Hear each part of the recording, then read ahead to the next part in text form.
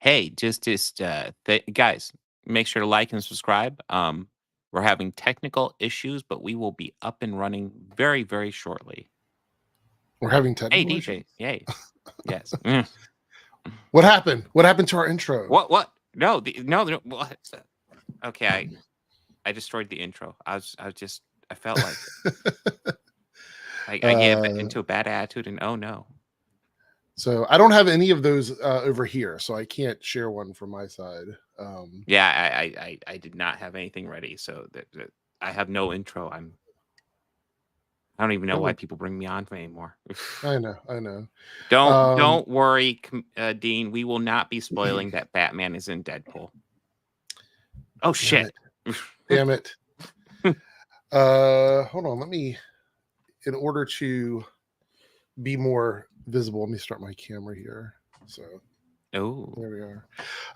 Yeah, it looks like Dane has dropped out somehow, some way. Well, this kind of thing saying his internet has dropped out. He's getting back in. But okay, all right. I'd let people know. Hey, I'm not gonna lie. When it froze up, I went, "Oh fuck, my internet's out."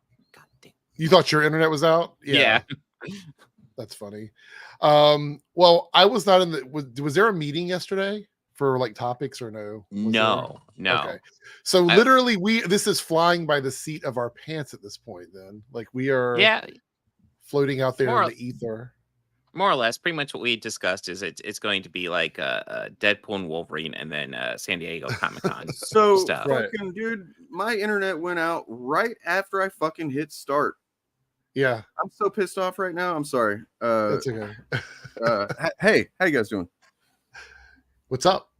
Hey. I was telling them, I was like, I didn't have that intro on my side, so I couldn't share it. I was like, I would just start it over, but I don't have it, so it's all good. But I mean, there is a part of it that's relevant, so we can check that out. I don't want to interrupt you guys, but whenever. Yeah, I mean, do you know exactly where it is? Can you get to it? I will have it to that spot whenever I hit play. All right. I mean, this is the most exciting intro ever for the initiative. Dude, I'm so fucking mad right now. I mean, there's smile through it. I ordered from a bunch of t-shirts from TeePublic. They had a sale last week, and they sent me one that was a wrong shirt, like one that I didn't order. It was just in there. And it was a Chris Farley shirt of him from SNL where he's like doing the suit and I was like, okay, like I didn't want that one, but I'll totally rock that. I thought it was funny. Yeah, it's like Chris Farley was gone too soon. That's not true. So that's not true. You know, movies are like real life in the sense that they have no inherent meaning, that it's up to you to find what the meaning and apply it, how you see fit. Boom. Listen, if you think that makes everything meaningless, then like, I don't know. Like, I have to call into question whether or not you're even a comic book fan at that point, because holy crap. And it's okay if you're not a comic book fan, but like, it's fine, but like, the medium is adapting. I mean, there are people that believe that like multiverse theory is a real thing.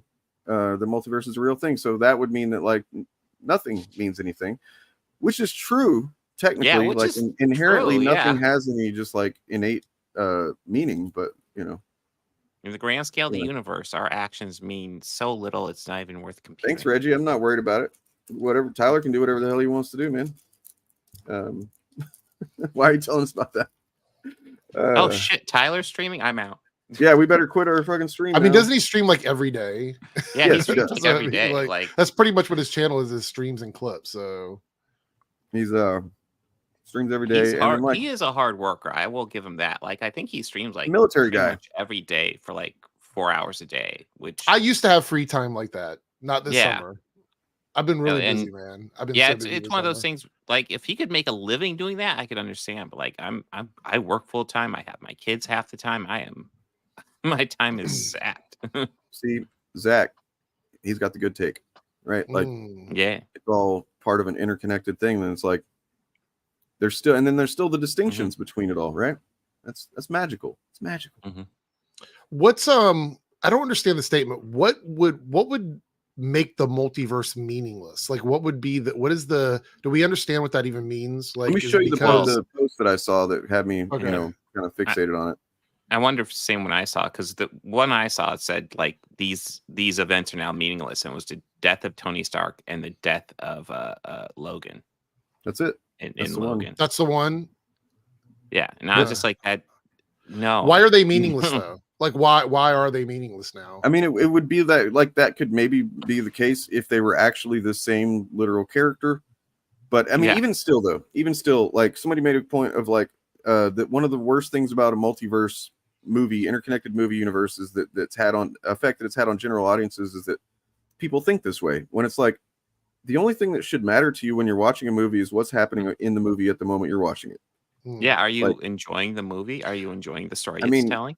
And you can tell that they're not somebody that was a fan of horror movies in the 80s, because like, holy shit, man, there was no they did not respect canon in those things. Like Jason without spoiling it, don't they address this Logan thing at the beginning of Deadpool? It's like the first gag they really do. I don't know, I haven't seen it. So yeah, well, they address it at the beginning of the movie. I'm not going to say how, but it is addressed at the beginning of the movie. So I mean, it's so early on that if I were writing stuff for the newspaper, I wouldn't even consider it a spoiler because it's so early on. And I mean, it's like what, the first or second scene in the movie, I believe. Well, I mean, I'd known that I think it's what he's doing when we first see him. Yeah, he's like from a universe where he's like the worst one, right? Worst. Yeah, Wolverine. So yeah, that's it. Like this Wolverine is just another Wolverine. He's not the same. Like, and on top of that, the Logan Wolverine isn't even the same Wolverine. They established that that's not the same Wolverine that we know from like the earlier moves. So the Logan Wolverine is almost a one movie character, to be quite honest. So it's almost did that ruin the other Wolverines? So separate. Did Logan ruin the other Wolverines because it's a different version of Logan? Like, I mean, I think I'm that version in this universe. There's probably a much better this comic ruined everything. You know, it's ruined every Wolverine comic that came before it. Yeah, it ruined every Donald Duck comic book. Is there a certain? We've talked about this a lot over the years. Hate to say that, it's been so long since we've been talking about it, but why do people think new versions of characters somehow diminish the version that they love? Why do they think that those two things are connected together? Because they're not really, if you think about it. I mean, they might share the title, but every single writer, every single artist that comes on board to a character changes that character a little bit. So they're never truly the same character all the time. They're always slightly different than the previous versions. So yeah, I mean, always the interesting thing is to, get a good artist in there and just see what their take is, I mean, say for example, you like Frank Miller's take on a character, right? You say that's my favorite version of that character. Does that mean that every version that came before that one is now destroyed because the version you love is the better version, and that everybody that loved previous iterations of that character, fuck them, fuck their lore, fuck the fidelity? Like, you know what I mean? It's such a weird way to look at it. Art. It is very weird.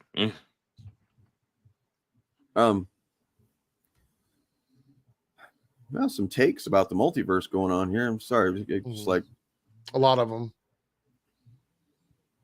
I don't know. I don't think that there's it's all just a matter of what you do with it with the story, right? Like this take on a multiverse could be terrible. This take could be everything everywhere all at once. I mean, without a multiverse, we would have. Go ahead. Sorry, Bob. I was just gonna say everything everywhere all at once sucks because it spoils all the characters by revealing there's versions with hot dog fingers. Just destroy, ruins it, and rocks. They're rocks as well. There's the rocks. All rocks. Well, a terrible movie. See, Scott's got what I was just thinking. It's insecurity, right? Like they can't stand the idea that they aren't working. We all aren't working from the same set of assumptions, and it's like also. Were you talking about like legacy characters a minute ago? Sorry. Who?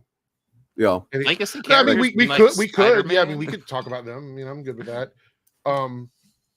Because I mean, just in terms of that, like people that they do try to say that people say that like Miles Morales makes Peter not special, right? Like he's not special anymore because Miles exists, and he's got an extra couple of powers too, right? And it's like if that's what you think makes Peter Parker special, then I don't know what to tell you, man. But also, I've made this. I would argue that Miles does make Peter special.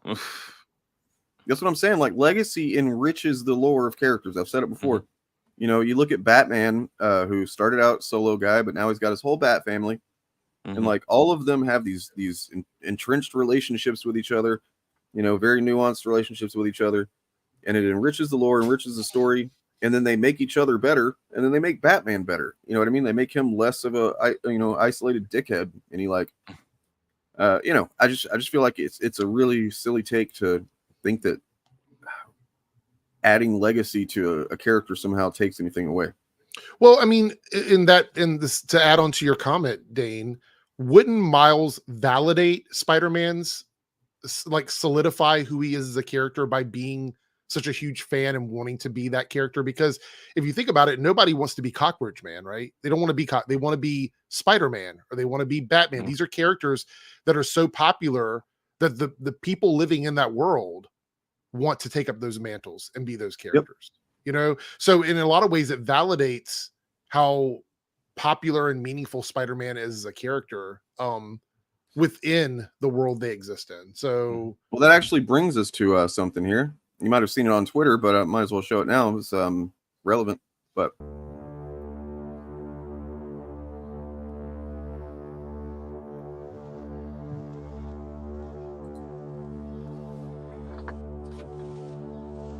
Steve Rogers is indeed Captain America, and Miles Morales is Miles Morales. This statement does not say that Sam Wilson isn't a Captain America. It doesn't say John Walker isn't a Captain America, or Isaiah Bradley, who was retconned as the first Captain America, isn't a Captain America. It doesn't say that Bucky Barnes isn't a Captain America. It just says... What's so stupid is he, like, you can tell he thinks he's so fucking clever for this. Yeah. You know? And his fans parrot it as if it is clever, when in reality, it's literally just him saying, yeah, I'm a fucking grifter, dude. Steve Rogers is Captain America, and the same goes with Miles Morales. He is indeed, again, Miles Morales. He's also a Spider-Man. I mean, it's him admitting what he's already admitted, but like much more boldly than he has before. I mean, that right there, if you're somebody that retweets him whenever he says that shit and you get into his replies and start engaging with his fucking idiot fans or something, this tweet right here should tell you, don't. Yeah. Because he thinks you're an idiot. Period. Wow. This month, I've made $1,000 on Twitter. $1,000. I'm making $1,000 off of Miles Morales tweets. Shit I would do for free. That, for one, is America. That is capitalism. It's fucking hilarious. And you can do it too. You can do it too. You can do Miles Morales tweets. You can do microaggressive they're racist like tweets too. Engagement gold. Their engagement crack.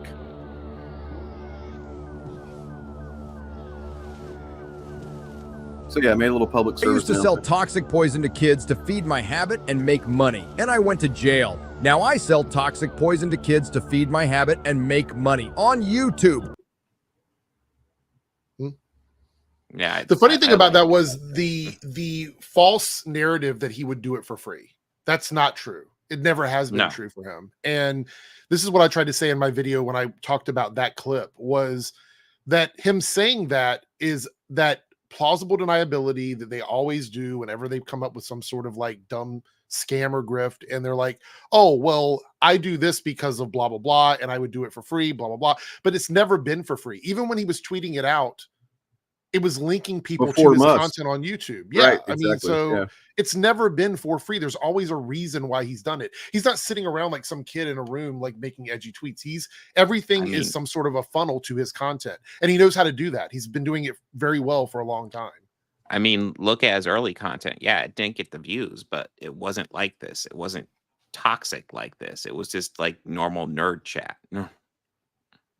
Yeah, now, like I wrote over here on my note as that video was going is, do they just sit around and come up with like loopholes on how to be or how to say racist things?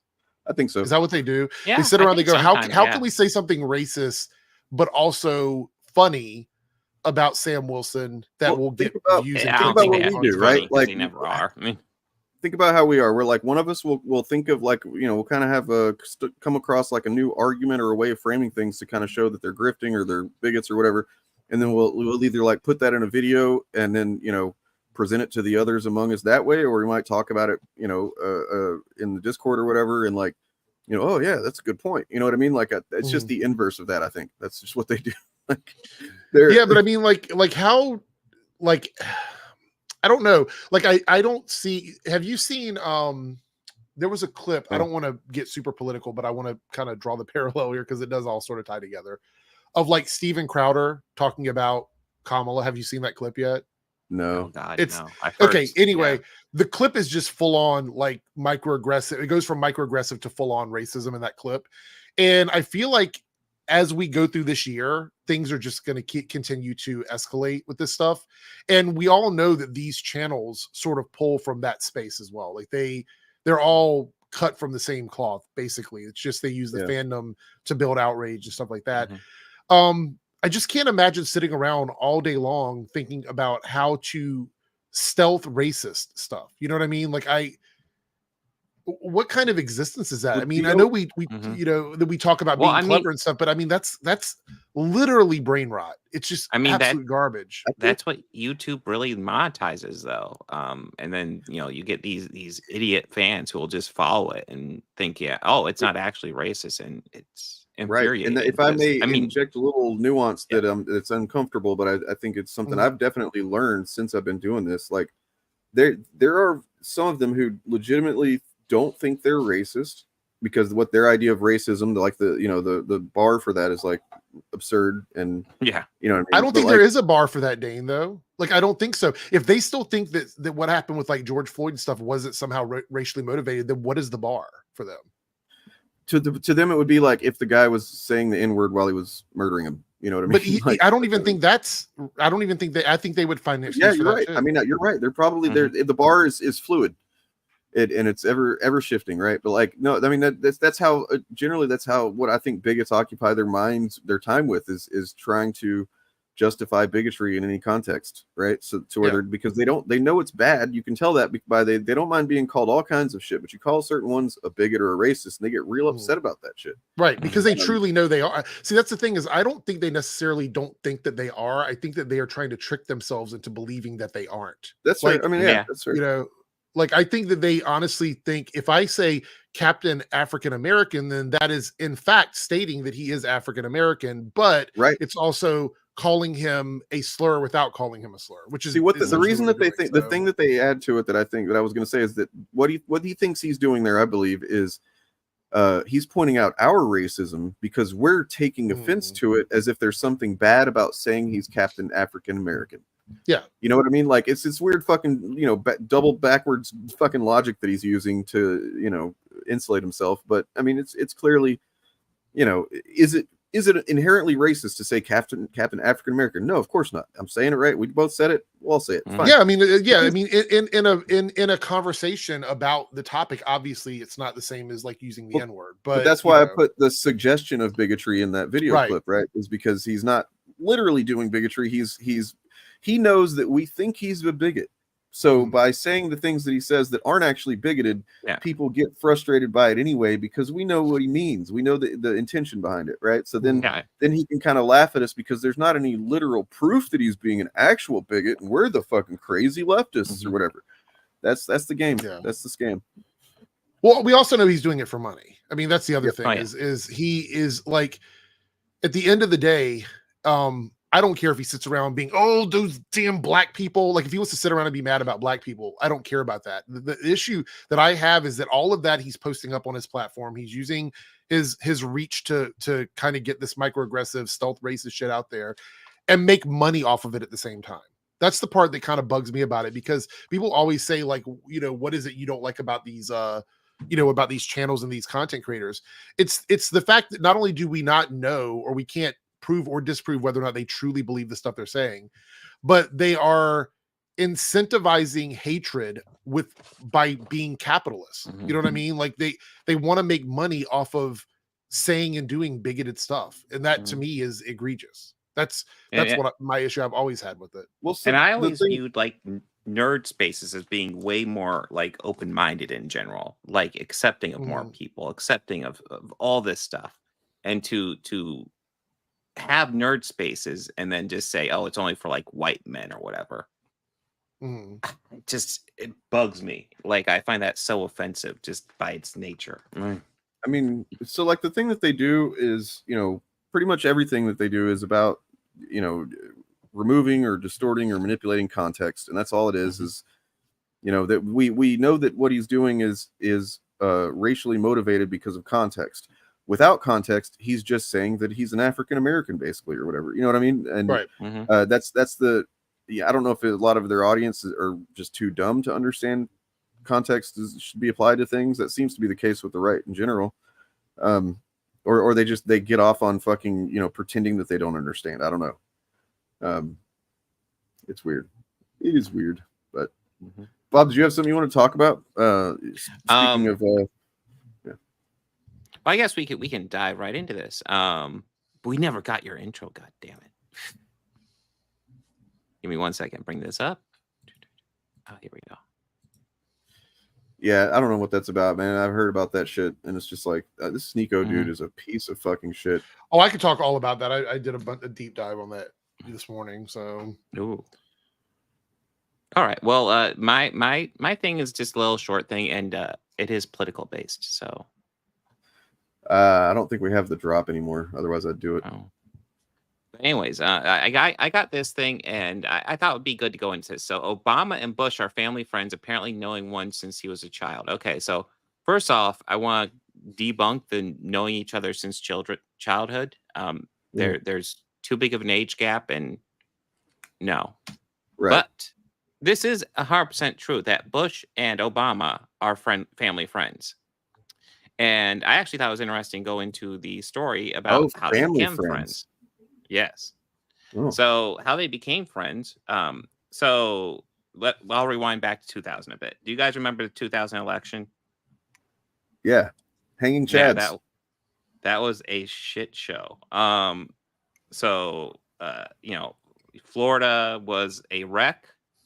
Yeah. Well, originally Florida was called for Gore earlier in the night, and then the votes started equaling out. And so a lot of news outlets were like, well, we don't know where Florida is. And then if you remember, the media outlet decided to go ahead and take a stance was Fox News. And they said, well, Bush won Florida. And then other media outlets didn't want to fall behind. So they all started saying Bush won Florida. And if essentially, as evidence will show, that kind of swung it for Bush. It was very close, but as the votes were counted over the years, Gore did eke a mild, slight victory in Florida. Hey, putting Bob, that aside, can I pause you for just a second because we've got a dipshit take here that's relevant to the thing we're just. I know which one it is. I know which one it is. So first of all, if you were to read some comics sometime, my man, because you got some opinions here on things that it's in the MCU, but it is inspired by what happened in the comics first, right? Yeah. Okay, so having been reading comics for a lot of my life, I was reading comics at the time that Steve Rogers was assassinated, and in the immediate aftermath, Bucky did become Captain America for a short time. And the way it was written by Ed Brubaker, generally agreed upon to be like probably the best Captain America writer to ever do it. He wrote it so that Bucky he tried it out because that's what Steve wanted. That's what Steve had left a note saying, make this happen. This is not too long after he was the Winter Soldier and he'd become unbrainwashed by the Cosmic Cube, right? So like he's still getting used to just being a regular dude, and but nonetheless he struggled with it. He struggled believing in himself. He had a lot of guilt over having been a fucking assassin for several states for several decades, right? And he just he couldn't do it. He didn't want to do it. And this was not and it wasn't like they said, okay, you can't do it now, give it to Falcon. That's not what happened. It was another several fucking years before it came up again where there was a possibility for another Captain America. And it makes perfect sense to be Falcon, actually. Not because, fuck a metal arm, dude. Like, talk about the character, the actual character, not the shit that he has on his body, right? Like the character of Sam Wilson is somebody who has always been a partner to Steve Rogers, not a fucking not a sidekick. He's always been a partner. That's always been explicit. He's always had his own, way of doing things. Whenever he feels the need to go his own way, he's done that. Steve respects that about him, and he's somebody that generally lives to the values of Captain America, as in like not murdering people as an assassin for years, and not, and he also just doesn't have that fucking weight around his neck of being an assassin, and so on and so forth. And so, like, if you actually read some comics, man, it makes far more sense for Sam Wilson to be Captain America than does Bucky. But and then the last part of this, Disney wanted their token black man. Do you have evidence of this? Because if not, you're just a racist piece of shit just saying stuff. You're just repeating garbage, man. Because, like, do you know that that's what Disney's choice was? That's why they made this choice? No, it's based on characterization. It's the writers chose this in the comics. Disney, Marvel chose it because it's based on the fucking comics, you dipshit.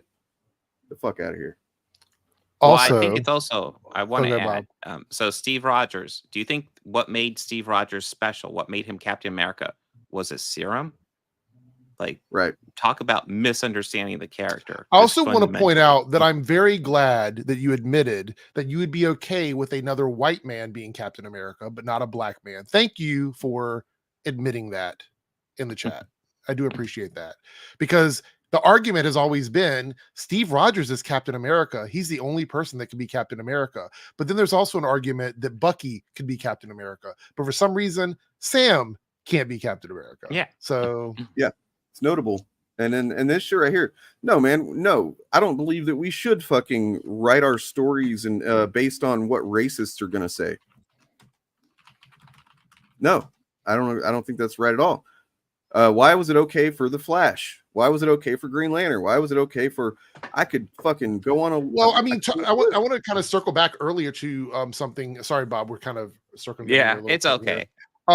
We were talking about like the multiverse earlier, and I wrote this down. I didn't get a chance to say anything about this, but we wouldn't even have the characters we have today if the multiverse didn't exist all the way back when they rebooted the DC universe with the going from the Golden Age to the Silver Age characters, because we've already stated those are two different versions of the characters. So the version of Batman that supposedly everybody loves started after the original Batman was rebooted into what we got in the second generation. So we know that the only reason we have the characters we have today is because of the multiverse. They just didn't realize it when they were doing it. So sorry, Bob. I'm going to answer one more here, but I can tell that because we've responded to one that the others are getting froggy. So, trolls, how they be. What I'm going to say is in response to this one. You haven't read any comics. I know that for a fact. If you want to prove me wrong, you can come onto my show on Friday, email me, hit me up on Discord. We can talk about what comics you've read, and you can make a case why you think that the writing and the character are bad. Which writer are you talking about, man? Just every single person who's written him since he's existed? Is that what you're saying? Because that's pretty fucking stupid. But you know that you haven't read any comics, and there is diversity on this panel, actually. So fuck off. All right, that's it. I'm going to block everybody else that says anything stupid. All right. So real quick to get to my point. So there's a lot of turmoil in the 2000 election. When Bush took office, because despite what the results were, Bush won because of the Supreme Court. When he took office, it was a wreck. Clinton was not cooperative with the transition teams. The actual office spaces and stuff were wrecked. There's reports of keyboards being fucked up. It was really kind of childish, even though I'm not happy with Bush at all as a president. Like how Clinton treated him going in was really childish. But right. George W. Bush said, when I transition to the next president, it's going to be the opposite. It's not going to be this wreck. I'm going to do everything I can to make the transition as easy and as seamless as possible. And that's when we get to 2008, when Obama took office. And Bush pretty much made the gold standard for how presidential transitions should be. He rushed in all of Obama's appointments as quickly as possible, got everything set up. Bush pretty much said his goal was to, if something happened to Obama on day one, he'd be ready to do anything needed in a heartbeat.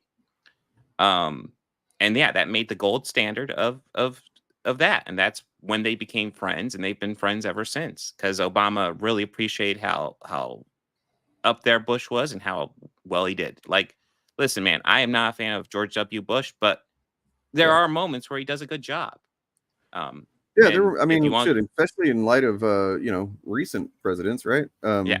Well, if we want to go a bit deeper, Obama continued the gold standard for Trump. Yep.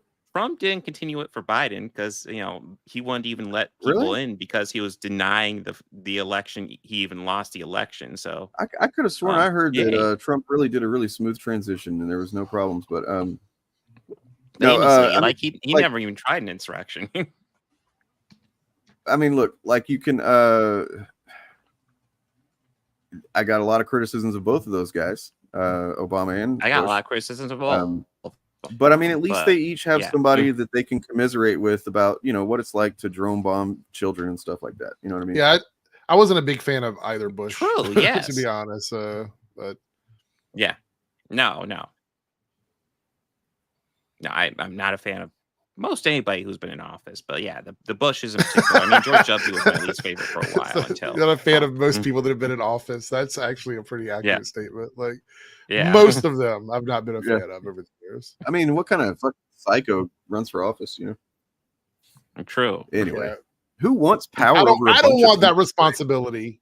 I don't want that responsibility. I mean, think about it. You've either got to be somebody who craves power over people, or you've got to be somebody who's kind of delusional to think that you're the one that's going to not, I'm going to use it the right way. And all, there's something off about somebody that would choose to do that, I think.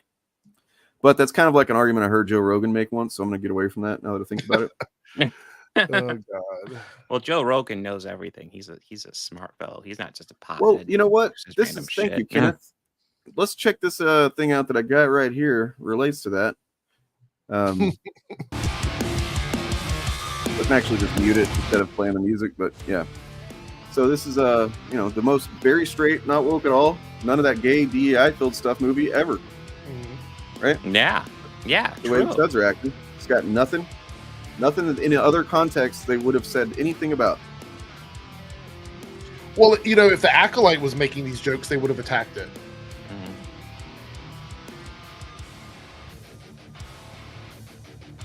So this was the pre-stream reel that would have played had my internet gone out right at the start of the stream.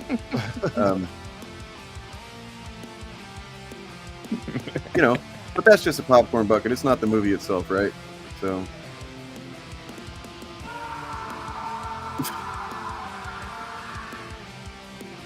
Sometimes you gotta fist that popcorn bucket. Jesus. Whoopsie-doo. Got a non-binary actress playing a gender swap character. Got another gender swap character. Got another gender swap character. That's 3 that I know of, and I haven't seen the movie. You got a gay couple, a Japanese woman. Woke. Whoa, bonus. People of color and a disabled woman. That's a lot. Problematic right here. The main character, pansexual. What? This is from the first movie. Getting pegged. Right. And then there's just these, several of these moments in Deadpool 1 and 2, where this one in particular is pretty funny. I'm going to tell you right now, the queer community doesn't know what to do with this movie. Deadpool I bet. 3. I mean, because I was trying to place it too, thinking like it's not really making gay jokes about gay people, but it's also not necessarily not doing that. Well, right. So there's so I am in the camp of I understand who Deadpool is as a character. So there was nothing out of character from him in the movie. Everything is pretty much on brand for the Deadpool that we know, the one that makes jokes about everything and anything. I don't think Deadpool takes most things seriously except for his relationship. And even then, that's obviously they've made jokes about that as well. But I mean, there's some stuff in there that I could see being problematic. I mean, obviously, the jokes about I'm trying to do something so we don't get in trouble here. The joke he makes about being in the Boy Scouts and the Scoutmaster. I don't know. You haven't seen the movie, Dane, but there's a joke he makes about Scoutmaster Kevin at the end of the movie. Yeah. There's also a joke when he gets his costume made about being basically assaulted by the guy making the suit for him and things like that. There's jokes like that if it were not Deadpool and it were one of these, if it were not Deadpool and it were one of these shows and movies that the Chud channels didn't like, they would be attacking it.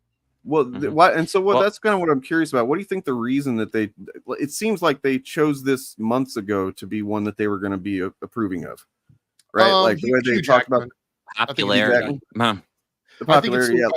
I think that this is one of those weird movies where it crosses over with the grandfathered content that they love, which is the old stuff. So they're trying their best to make it about.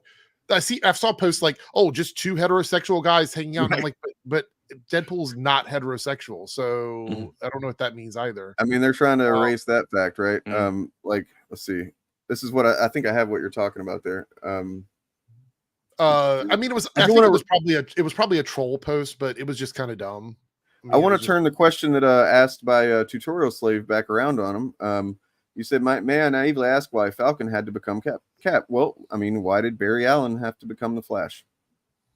I'm sorry, Wally West have to become the Flash, and Barry Allen too. Actually, why did anybody have to become another version of a character that already existed, a legacy character? I have a video about it. You should go watch it if you want to. If you're actually curious. I think we all have at least a couple legacy character videos up. It's come up quite a bit. Zero Gay Man. Yeah, I don't know what the rest of it says. I think this is the video that I have coming out later. What? Where I have a video about this coming out later. Cool. It's Yellow Flash. I mean, right? they do like to find cringe take because it's not like there's no gay characters in the movie. Well, okay, so I want to. Oh, sorry, Dan, I didn't mean to cut you off. Oh, I was just gonna say there's like one little pice of audio right here that's relevant. I was gonna let that. Yeah, go ahead. You dicks hang out here often? Get it, dicks. Nice dick. All right. Okay. So he has a nice dick. Yeah. So my take on this, and if anybody in the chat is the people that normally disagree with us, I think I understand why he sort of gets a pass with the gay humor versus like everybody else. And it's because of the fact that every joke is making fun of the gayness, of the queerness. None of them are embracing it. It's more, I wouldn't necessarily say demeaning it, but it's like, it's not embracing it in a real meaningful way, because I think a lot of people see folks like myself and other queer people as punchlines. Yeah. They see our existence as just to be mocked and made fun of. Right. They don't see us as another individual, because you hear the comments all the time that, oh, everything revolves around, you made gay your entire personality, blah, blah, blah, whatever. So seeing like an episode of The Last of Us where you see two gay men together in what is a meaningful relationship, something that matters to them, it's like, oh, that's awful. Let me come up with reasons why it's awful.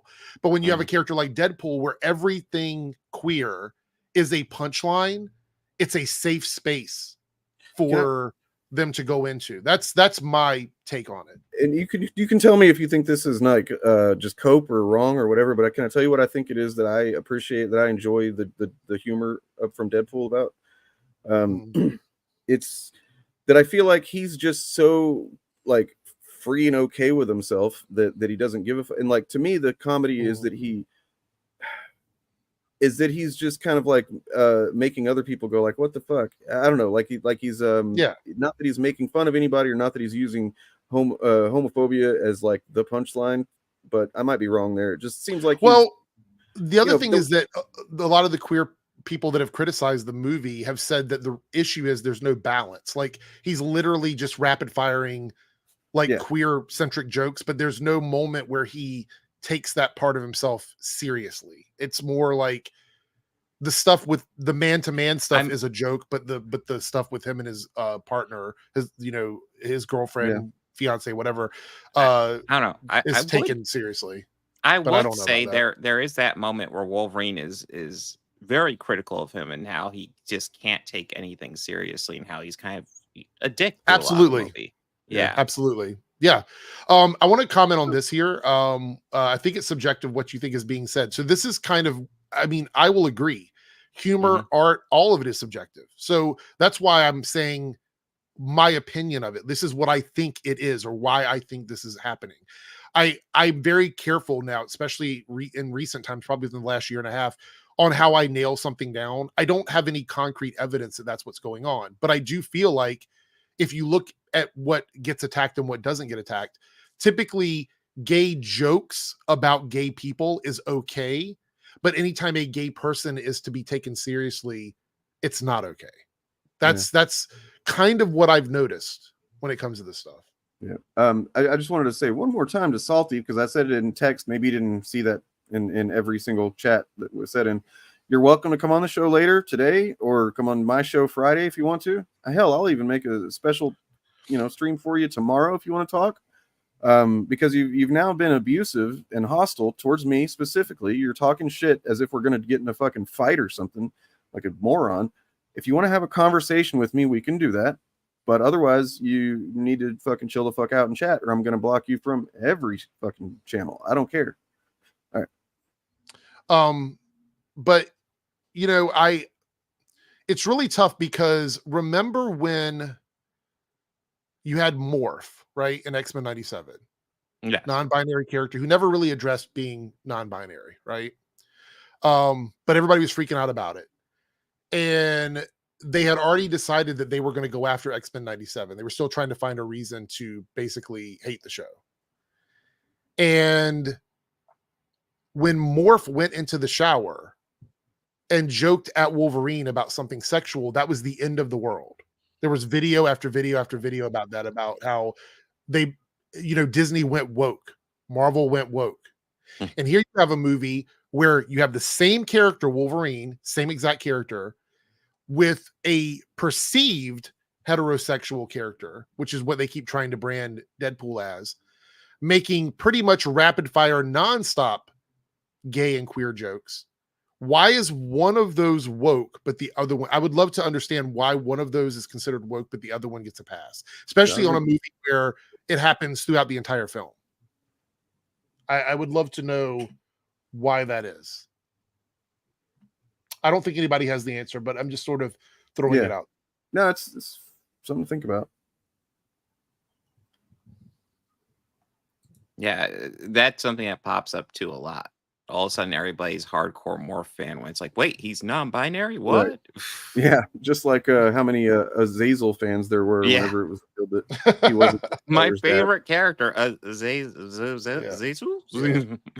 No, it was kind of weird to me. I was thinking about that when I was making my video earlier, that why was it that Morph and Disney were getting attacked for being woke over that one almost very forgettable joke?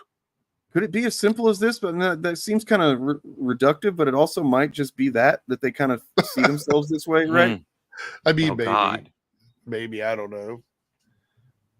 I wish I had a better answer, but I will say that that I think personally, maybe it could be even deeper than that. Maybe they know this movie is going to make a bunch of money because it's already over. Yes. It's already made over 500 million. And that they didn't want to have another Barbie situation where they attacked a movie that was going to make a lot of money. So their cope is basically giving everything a pass.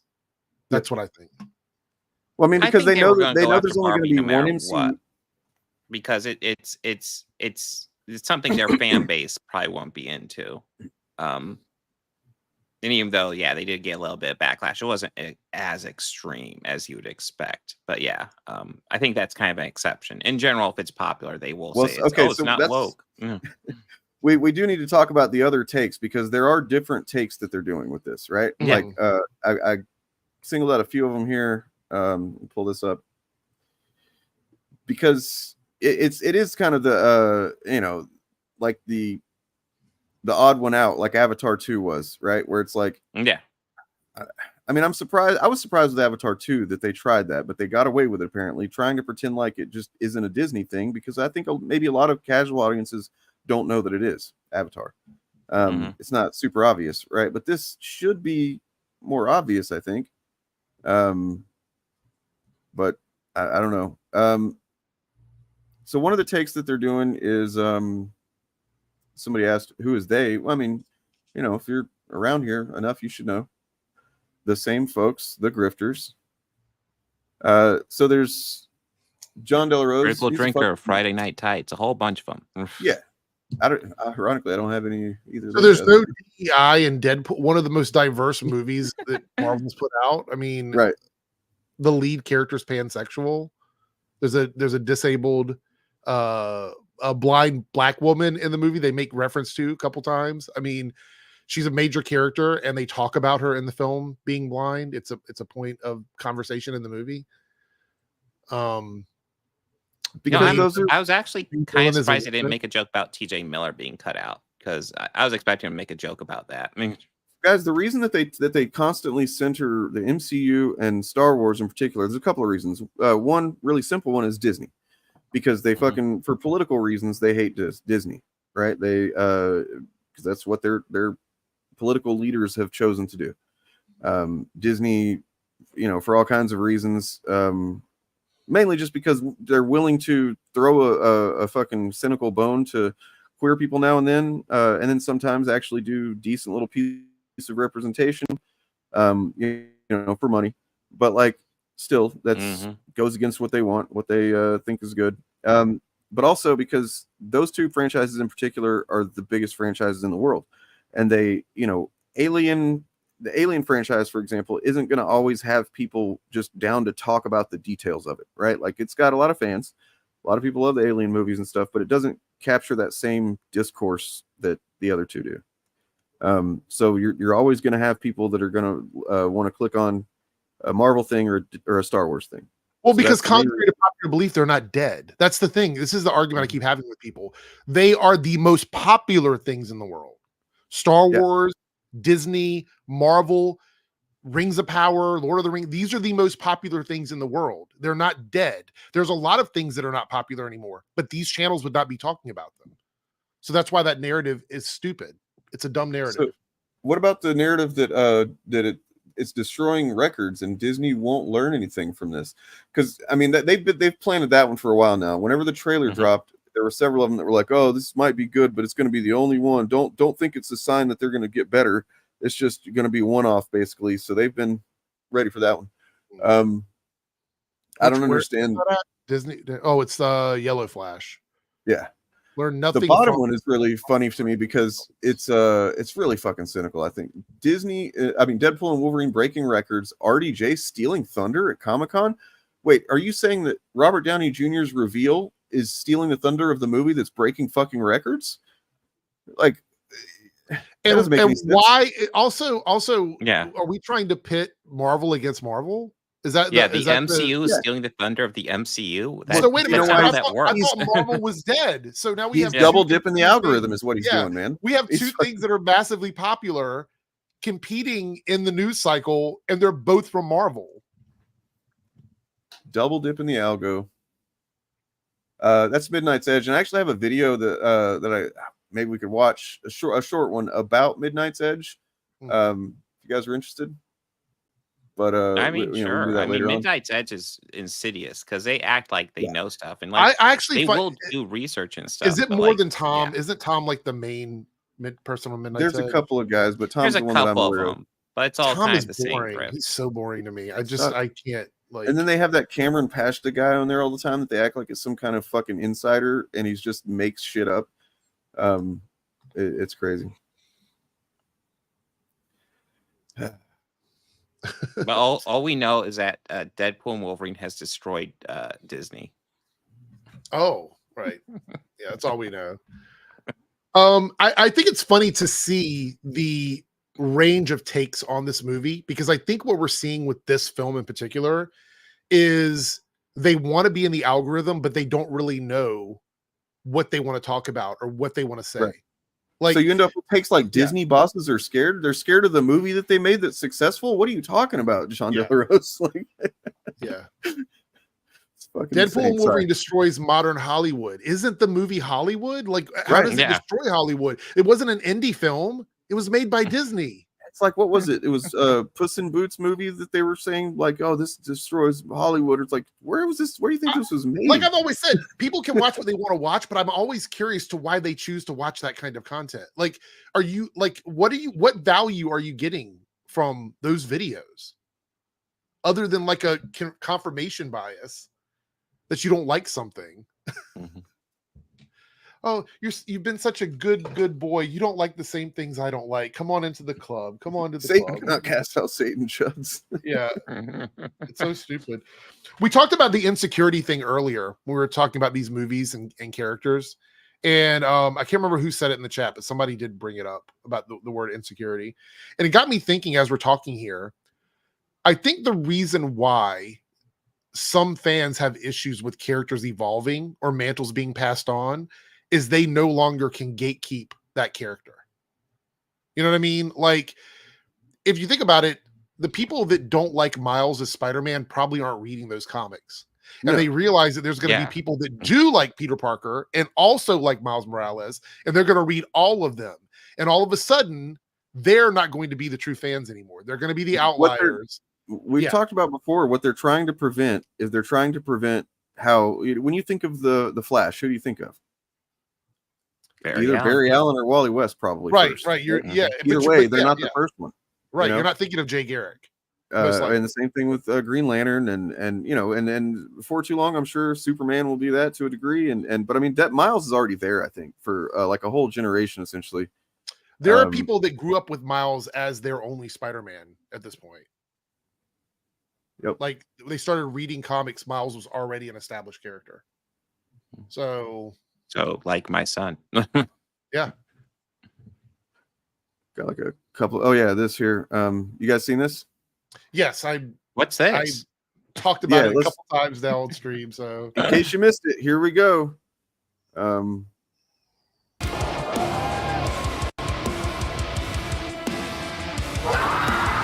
Oh, Wolverine's playing Dr. Doom?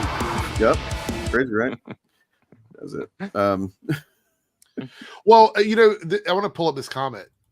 And there's a reason for that. And this is why the more like current versions of characters resonate, because they grew up in a world that is familiar to the fans, right? Like everybody that wants Peter Parker to act like he did in the 1950s and 60s, 70s, whatever, that doesn't connect with people that are reading comics today. That's a good point, because I'll admit, even as a kid, I love Peter Parker. He's one of my favorite just characters, not even necessarily the Spider-Man of it, but like just Peter Parker. A well-written Peter Parker is he's just a fucking great character.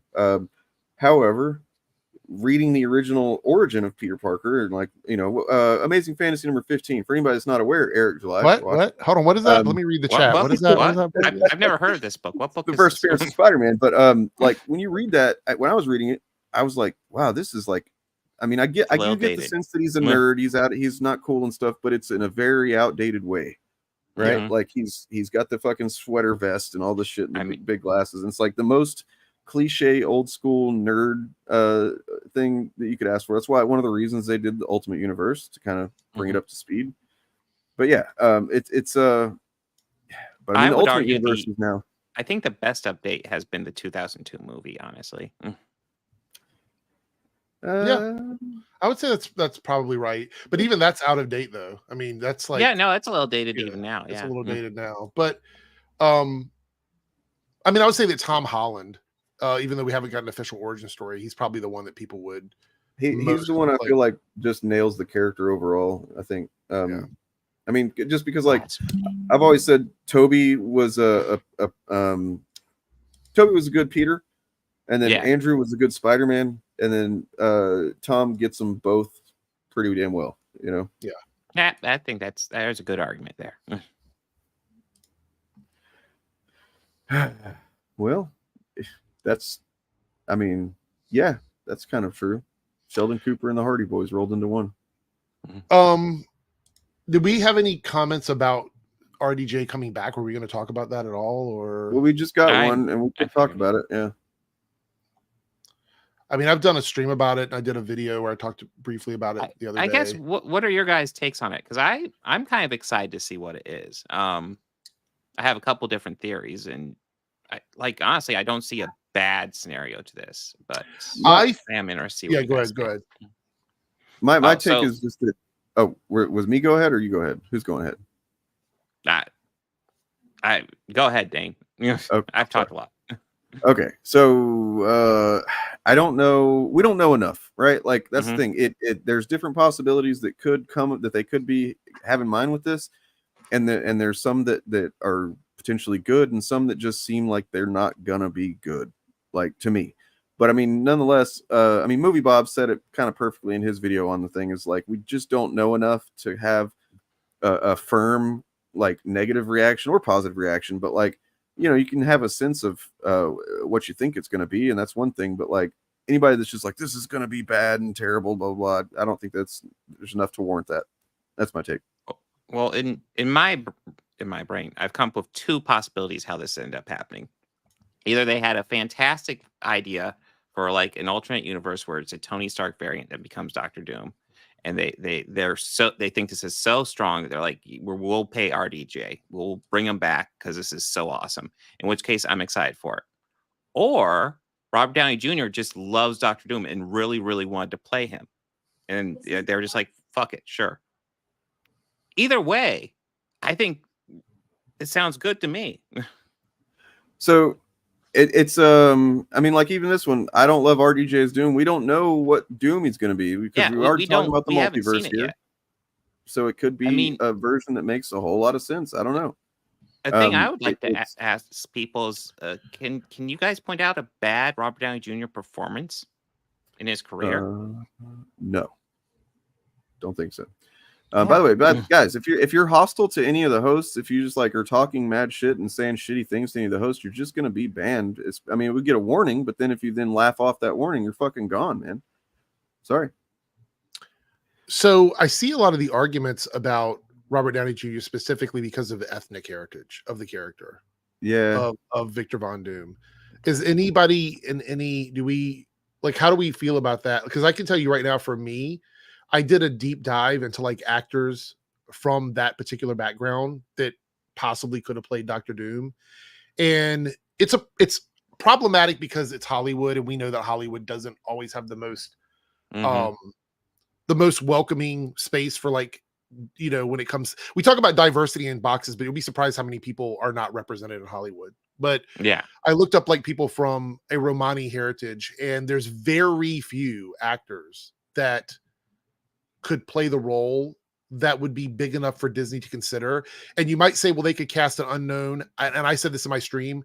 There was no planet in the multiverse where they would have gone with an unknown actor for Doctor Doom.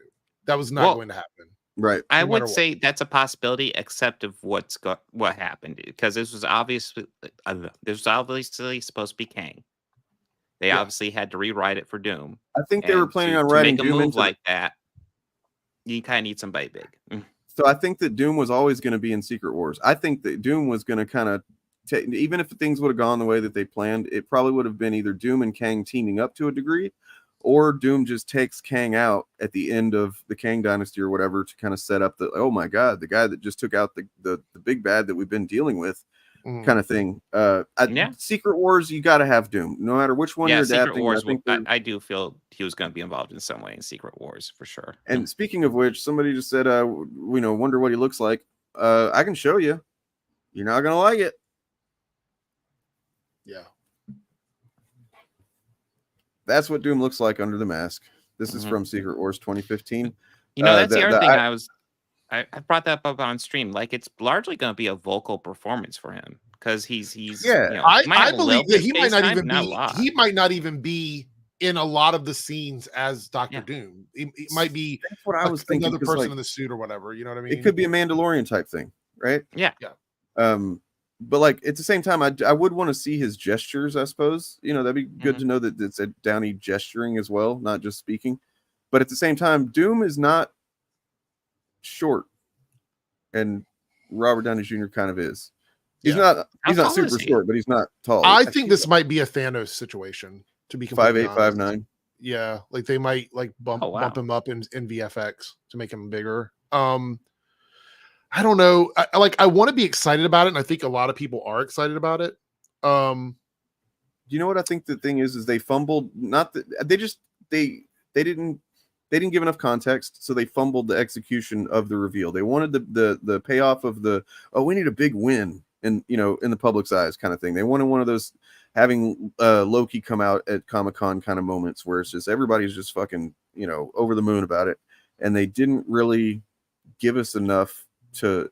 I don't know. I think they shot their load a little too early. So there's a couple things I think that happened with this situation that are pretty obvious to me. They went with Doomsday instead of Kang Dynasty because of the, obvious reasons why. Yeah.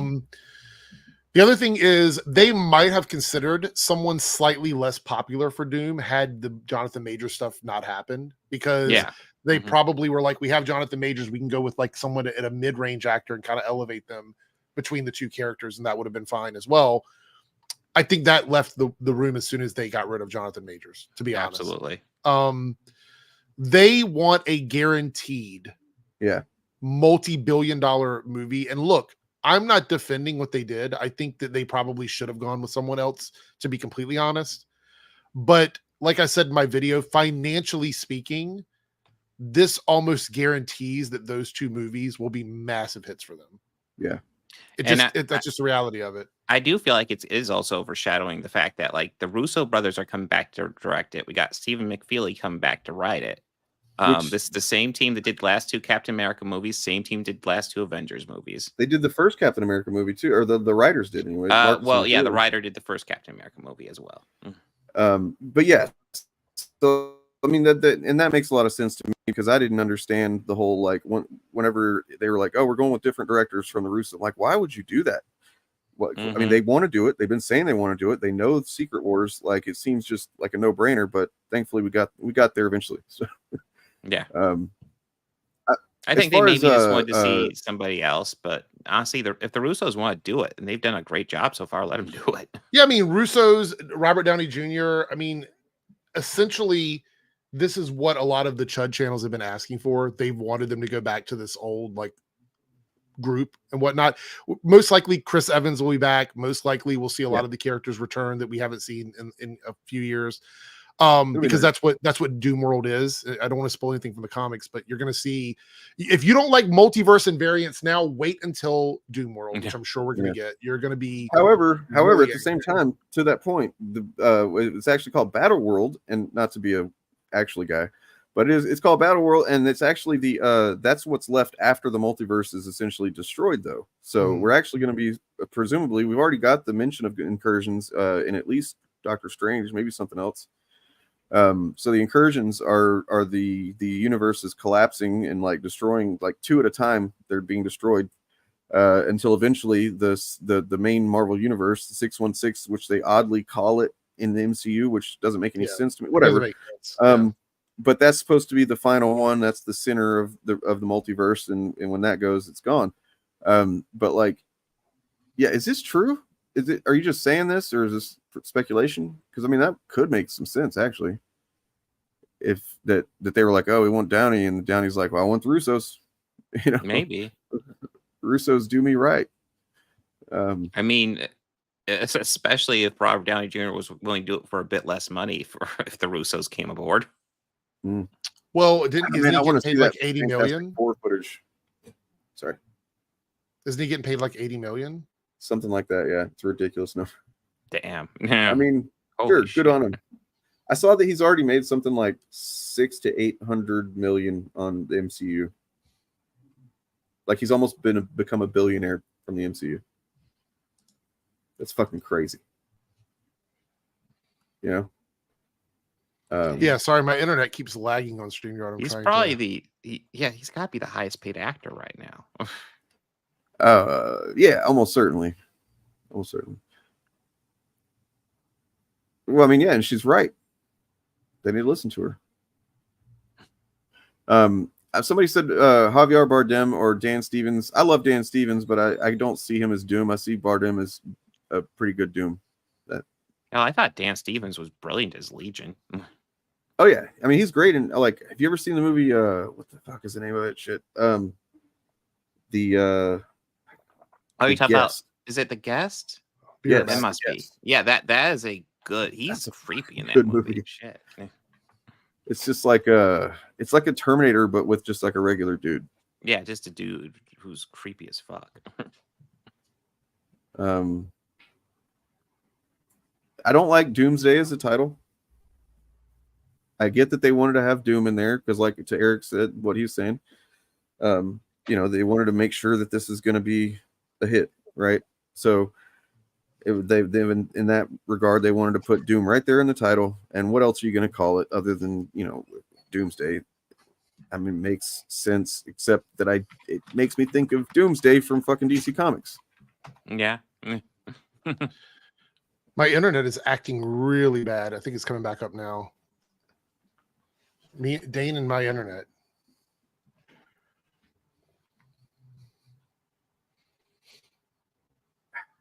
I mean, I hope, but if you got to look at how they did him with Iron Man, it's like any moment that he was not literally fighting, his helmet was off in the MCU. Which, I get that that's better for seeing an actor emote and stuff like that, but I don't know. It's worth noting for Iron Man, any shot where you don't see his face, Robert Downey Jr. is not there. True. Also, yeah, if they do any kind of thing where like, oh, this Doom doesn't wear a mask all the time, people are going to reject it. I'll probably reject it. Yeah, Doom kind of needs to wear the mask. You can get away with Iron Man, but Doom needs to wear a mask. That said, there is some, I guess, poetic, sense in having him play another guy in an armor. What did he mean by, what is it? New mask, same task. What was the task he's talking about there? Save the MCU? Some people were saying they think that he means like he created the MCU. Now he's going to destroy the MCU and rebuild it. I think that's what that was about. Mm-hmm. Oh, okay. Because Iron Man was essentially the beginning. I mean, I know that there's arguments about which one actually sort of made it what it is, but he was kind of the beginning of that universe. So yeah, I think a very strong argument can be made for Iron Man. My issue is that I see a lot of names being dropped for who could have played Doom, but none of those are people of Romani background. So that's the whole thing, is trying to find an actor to fill that spot. I don't know if they would have been able to do that. I mean, I'm sure they could if they would have really went looking for that specifically, but yeah.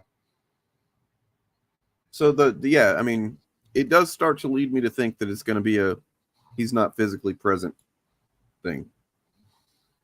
Because I think he's just going to be the voice. I'm starting to get more confident of that the more I think about it.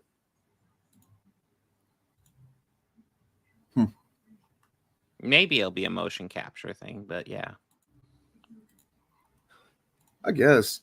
I mean, I don't see why you have to do that though. Like you could just do like a CG armor or whatever mask, sure, if you need to do that. But I mean, I always felt like Dr. Doom's armor was always clunky, but like it always kind of worked for him because he sold it, just because he's just an incredible villain, frankly, just insanely powerful, way more powerful than he has any right to be. So if anybody remembers, I did have a Doom mask at one time, and it was like a legit metal fucking mask. That thing was hard to wear. So yeah, I'm just saying, Doom is he's not comfortable at any given time. How is my audio? Is it okay? Sound fine. Okay, because my connection keeps bugging in and out. Anyway, I was going to say your video lags a bit, but your audio is fine. Yeah. Okay.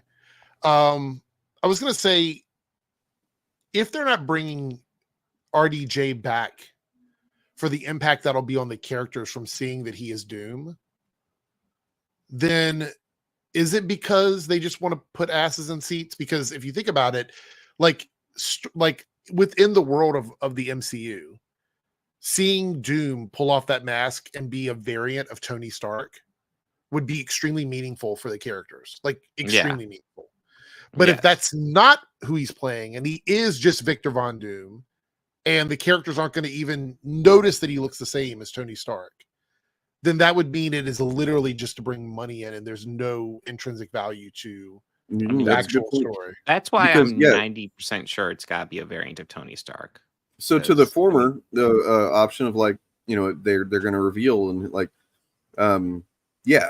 imagine, especially if you're talking about before we bring in all of the old school Avengers and assuming we've got the kind of new Avengers that we're following at first, you're talking about the younger generation that definitely idolizes these older guys, and then to literally see the face of, the hero who fucking saved the world, sacrificed to save the world, like, I don't know. I wonder if there would. Then that makes me think: would there be some kind of like narrative thing, like thematic thing about, I don't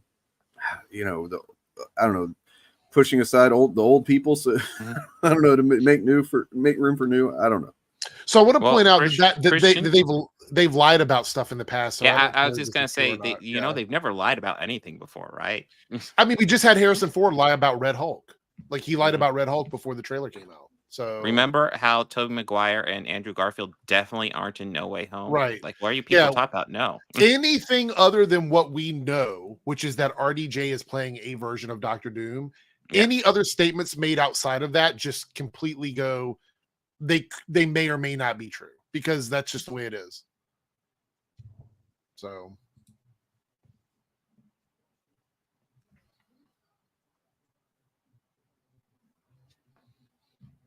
Well, the infamous Iron Man. So that is just another version of Tony Stark that becomes, I believe, Doctor Doom. Right? Doesn't he go by Doctor Doom? Isn't that the way that story goes? Infamous Iron Man. I think that's actually the one where it was Victor Von Doom, and he becomes Iron Man. Right? Yeah, he does. He starts. Okay. It's after Secret Wars, which, spoiler alert, the face that you looked at earlier there, at the end of it, happy ending for Doom. It's fixed. I was thinking of the world where Tony Stark as Iron Man eventually becomes a antithesis to Reed Richards and starts going by Dr. Doom. Iron Man. Yeah. I think, there's also the Elseworld story that people keep talking about where Victor and Tony switch bodies or whatever, which I don't know if they would do that. That might be too comic book-y. I don't think they're doing Demon in armor. I just don't feel like they are. But it was pretty funny that you kept saying, I don't know, Doom in Tony's body and Tony in Doom's body. I was just like, okay. I'm sorry. Just, Tony became like a major dickhead when he was Superior Iron Man just before 2015 Secret Wars. There's really no telling. Like, all I know is that, like, anybody that says that already sucks because it's clearly not going to be following the comics in some way. Go read the comics and shut up. Stop talking about movies. Yeah, you know what? The MCU has, what their MCU is good at is capturing the spirit of characters. But, like, as far as storylines, they kind of do whatever the fuck they want. There will be elements that they piecemeal out, but, like, story accuracy is not a top priority. I mean, that would follow somewhat from, it could be something as simple as he's going around like in Secret Wars or pre-Secret Wars where he and Molecule Man were destroying multiverses or universes before they ended up destroying the Beyonders and he took their power. But in this example, he maybe just decided, hey, look, I'm going to take this Tony Stark guy's body. Could be as simple as that. I don't know. Also, if anybody here's read, I mean, I know we've read it, but if anybody in the chat's read it and remembers, like, it's going to be interesting to see how they do Doctor Strange in the story because, spoiler alert, in the comics, he's got a very close connection with Doom. So it's a nuanced role that he plays in it, right? Yeah. Like, I read it not too long ago, and I remember the first time I read it years ago, I was like, that's weird that he's like just doing what Doom says, and he's one of the only ones that remembers before. But at the same time, like, once I read the lead up to that, which I hadn't read until a few months ago, where like him and Doom are doing this stuff together, and then at the last minute, Strange actually kind of chickens out. Yeah, that was it. Yeah, he talked about it in the comic where there was a point where they were debating who should be the one in charge of everything. And he's like, I chickened out. Doom didn't, right. and that makes sense. But like, so I don't know, you know, Strange, as soon as he realizes that the other heroes are actually there on Battle World, he starts giving him a hand. He starts undermining Doom, and then pretty soon, you know. Did you happen to see the leaked teaser for Fantastic Four online? No. That dropped. They showed Galactus in it. So What? yeah, Damn. there was a shot of Galactus with the helmet and everything, and they confirmed that Galactus is a multiversal being, meaning that he's the only one, like America Chavez is. Like, there's no other version of him. He is a singular being that can cross through the multiverse at will. So Wow. he exists in all. It's the same person in all multiverses. So So that's what brings them to. Okay, and that does kind of match what happened in the Ultimate and 616. The Ultimate Galactus, where he like actually crossed over during the incursions that caused that. Actually, the 616 Galactus crossed over into the Ultimate universe, and then merged with the fucking Galactus cloud thing. It's kind of crazy. Also, Galactus, it kind of becomes Doom's bitch in the Secret Wars storyline, so that's going to be that's right. Interesting. True. Not I guess tangentially related, but if anybody hasn't read that Doom one shot that came out not that too long ago, check it out. It's awesome. Oh yeah, the recent one that came out. Yeah, the Jonathan Hickman one. Oh yeah, dude. Oh, just for like, I mean, it's actually maybe more powerful. He becomes more powerful than potentially God Emperor Doom. It's hard to tell, but definitely maxes out. It's a quick read. Yeah, like insanely good. Yeah, so Robert here says like the that's right. Thank you, Morgan. Yeah, that's actually like really, like the Living Tribunal, the Herald Eternity. Yeah, sorry.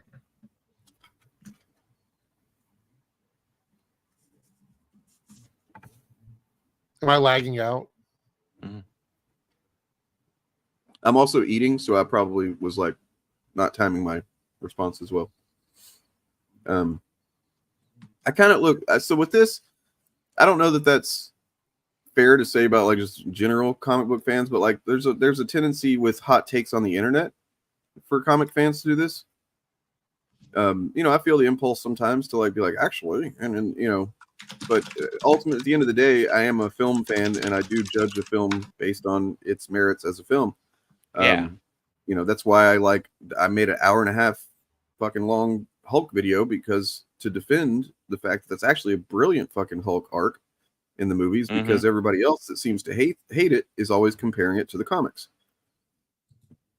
You know, it's like if you stop doing that, maybe you'll see it's a good Hulk arc. Yeah. By the way, if you guys haven't seen it, Dane's Hulk video is excellent. And I don't know if Eric's going to stay with us or not. Just kidding. My lag issue was with StreamYard. I left and came back and it's fixed. I don't know what was going on with that. That was really weird. Yeah. You guys were like behind me. Like I like in terms of audio. Like I was talking and then you guys would be talking and then it was like I couldn't. So I was like, let me just leave and come back. So power scaling, how it works so here's how power scaling actually works. And Stan Lee famously said this, so I'm kind of just like paraphrasing him. The most powerful character is whoever the writer decides it is. Yeah, I was about ready to say, isn't power scaling just whatever the writer wants to be? Pretty much. There is no in you know, kind of inherent like I mean, yes, you can have a starting point, but like if the writer wants this character that's not known to be as powerful as another one to win over that one, then he will find a way. Like Spider-Man stopping the Juggernaut, or I mean, isn't there a comic book where Batman beats the Hulk? Like, I think that's a comic where he kicks him in the gut or something. He's like, oh, like the Hulk gets hurt by Batman kicking him. I haven't read that, but I'd like to. Yeah, that's pretty funny. I mean, it probably would just because Batman's more popular. I mean, they had Quicksilver and the Flash as you know, kind of equals in the Marvel versus DC shit. I know that when they announced that, I was like, wait, no. That's no. I mean, Quicksilver's fast, but the Flash is like beyond fast. Yes. Yeah, I mean, Squirrel Girl is a perfect example, and that's why Chuds hate Squirrel Girl so much, right? Because, and it makes me laugh. Yeah. Because like, who cares, man? It's a silly character, and the more people Squirrel Girl was always meant to be a silly character, and you're getting They hate offended Squirrel by Girl her. for the same reason they love Deadpool. Deadpool is essentially Squirrel Girl now. I mean, it's a character that does whatever they want to do, breaks whatever walls they want to break.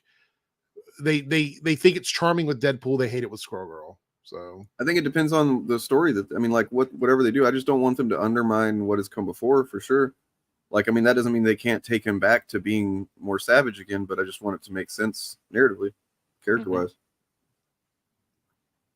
I think it's they, actually, though. actually, I think he went back to he. Oh.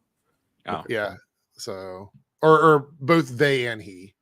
It changed again, so I'm not sure what it is. But yeah. There was an interview where Ezra corrected the article and said, "Oh no, I go by this now." So, Yeah. Okay. So, have you guys seen? I know you've seen the memes about every person being Black Panther, every white actor under the sun being Black Panther, right? You've seen that. So, Well, yeah. I saw a meme recently of RDJ from Tropic Thunder as Black Panther. That's the new meme that's going around. No. And I thought about this for a second, and I'm like, I see this so often. We always see whenever somebody talks about a race swap, they're always like, well, what if XYZ character was Black Panther? And I'm sure other people have thought about this before, but it kind of hit me for the first time. And I thought about this. I was like, the only reason they always go to Black Panther is literally the most popular Black superhero they can think of, because there's not a lot of them. So it's never like swapping it with another Black superhero. Think about this. You could do Batman, Superman, Wolverine, Cyclops. There's so many other white superheroes that are. There's other Black characters that they could make better arguments. Right. I mean, it still wouldn't be good, but like the fact is, Black Panther, I made a video on it. I'm sure plenty of people have, but like the nature of Black Panther's origin and Wakanda and all that stuff means that he has to be a Black guy. Like, but it's just funny to me because he's the most popular Black superhero in live action media, and they always interchange that because he is the only one. That's the problem. Think about this. What other Marvel movie has been led by a popular Black superhero that they could use? Well, that's the that thing. Speaks to the root of the issue. So, yeah, Black Panther is like, that's intrinsic to his character. It'd be actually bizarre to do anything else. Like if they made an argument for like a white Blade, it would still be kind of cringe, but it's like maybe there is nothing argument, but as far as, I mean, at least there might be something in the comics that I haven't read yet, but as far as I know, there's nothing about Blade that means he has to be a Black guy. Yeah, but Black Panther's entire legacy comes from a connection to his tribe, right? His powers come from the connection to his tribe, like his community. Like, why would a white person be Black Panther? That it just based on the storyline, it doesn't make, unless you wanted to rewrite the entire history of that character. And then if you did, why would it be that character?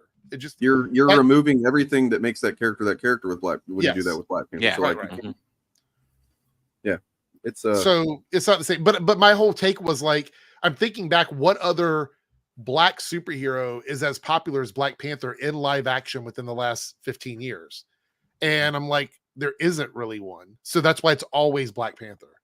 That's the one they always go to. I mean, you brought up Tropic Thunder, Robert Downey Jr., and I swear to God, the Chuds do not understand that movie whatsoever. No. Like, they do understand that Robert Downey Jr. in that movie plays a white guy, right? He's not playing someone he's not playing a Black character. He's playing a white character in blackface, and he's being made fun of throughout the movie because of that. And you could argue like whether or not it was in good taste to do that. Like, you could make that argument and say, well, maybe they shouldn't have done it or whatever. But the reality is that everybody in the movie is aware of what he's doing. Like, it's not like he's undercover as a Black guy and he actually, like, you know what I mean? Like, that's not the story of the character. I don't particularly think that's the best thing that Robert Downey Jr. has ever done. Obviously, there's a lot of issues with that film because it kind of, by today's standards, obviously wouldn't work. But I think the thing is, they always want to use that argument as like a race swap argument. It's like, but he wasn't race swapped in that movie. That wasn't, again, like you said, he's not playing a Black guy in that movie. Like, so it's not a,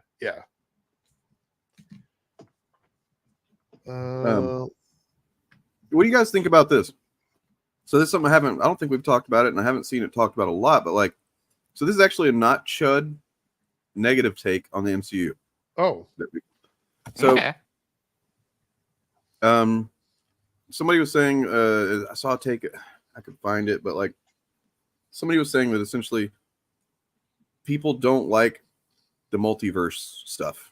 General audiences don't like. That's why that's the reason why some people are saying that Phase 4 or 5 or whatever has not done as well. So they don't like it, and also because it's unclear who we're supposed to be following. Like in the first, the Infinity Saga, it's like, okay, Iron Man, Thor, Captain America. It was clear who the leads of the thing were, and it's not clear with this. And then I forgot about this fact, but like essentially Doctor Strange, Captain Marvel, and Black Panther especially were supposed to be the kind of leads going forward. Of this kind of era. I think Black Panther more than anybody. Yeah. And then it's probably Captain Marvel. Yeah. And it's like when you think about the just this, not to like diminish the death of Chadwick Boseman as like, oh man, his death really fucked us. But it did kind of at the top of the top of the new saga, right? Like that kind of throw a wrench in the works. And then COVID, right, happened. And then like a lot of stuff that was probably going to end up being a movie became Disney Plus shows. And then they're fucking Jonathan Majors with literally, so you had like the lead of the hero lead and then the villain lead both, had real life circumstances that kind of came up, and it's like, man, it's kind of had a rough go of it, right? Like, so it kind of makes sense. And now that I think of it, that they would go back to Robert Downey Jr. for like. Well, also the take about the multiverse is really weird because I actually did a video about this, that the multiverse as a concept is extremely popular. I don't know why people keep trying to say that it's not. It is, like, because the movie. That's what I'm saying. The movies that literally have made shitloads of money in the last few years have all been multiverse movies. Yes, yeah. No Way Home, Multiverse of Madness. Now we got Deadpool and Wolverine. These are multiverse movies, man. I will argue the one movie that underperformed with the multiverse was not because of the multiverse. As a matter of fact, it was the only good thing about it was the multiverse, and that is the Flash movie. The Flash movie severely underperformed. Yeah. But that was not because of the multiverse. The stuff that gets praised in that movie is Batman and Supergirl, which are multiverse characters.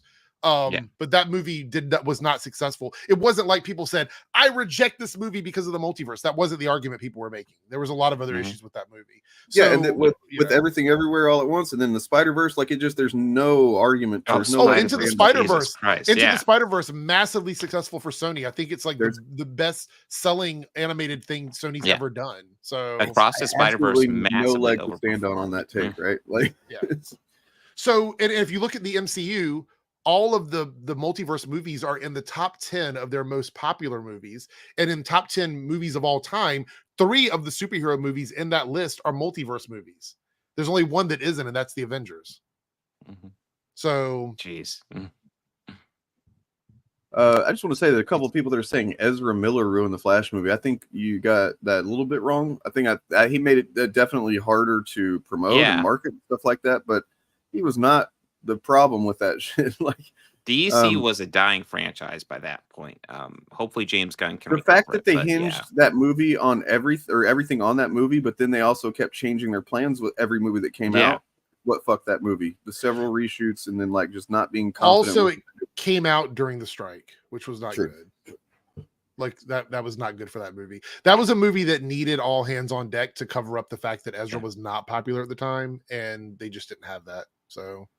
Hey guys, do you want to do a once over with the special effects? No, let's release it. It'll be fine. Yeah. Like how lazy, right? I mean, look, it can be, but like at the same time, you can write some pretty brilliant stuff with multiverses. I would love for people that say lazy writing to explain to me why it's lazy, because I always ask that question. Well, what's lazy about it? What part do you find lazy? If I'm looking at the 2 Spider-Verse movies and then Multiverse of Madness and Deadpool and Wolverine and No Way Home, I think they're all pretty damn good movies. In fact, between all those, my least favorite might actually be Deadpool and Wolverine. And well, think about this, Bob. Not only that, but those movies tend to bring back characters that everybody wants to see again. Yeah, because a lot of these chud people are like, well, they should just bring back XYZ and that would make it great. And then when they do it, they're like, oh, that's lazy writing. It is a goalpost that just changes. It shifts. Like Yeah. if they were to, like, for example, this Robert Downey Jr. thing, they've been screaming to bring Robert Downey Jr. back, but now all of them are saying that Disney is panicking. So do you want him back or do you not want him back? Which one of those things do you want? Because you've been screaming that that's what they need to do, and they do it with arguably their biggest villain of all time. And now you're like, oh, wait, no, they're panicking. They're scrambling because they've had such a bad run with phase 4 and 5. They need to fix it. But isn't this what you wanted? That's what you wanted them to do. Wait, no, that's too much logic. You can't throw too much logic at them. They'll confuse them. They'll get disoriented. They won't know what's going on. Well, like I've said, they don't want anything to be fixed. For them, there's no job for the plumber if every pipe works. So true.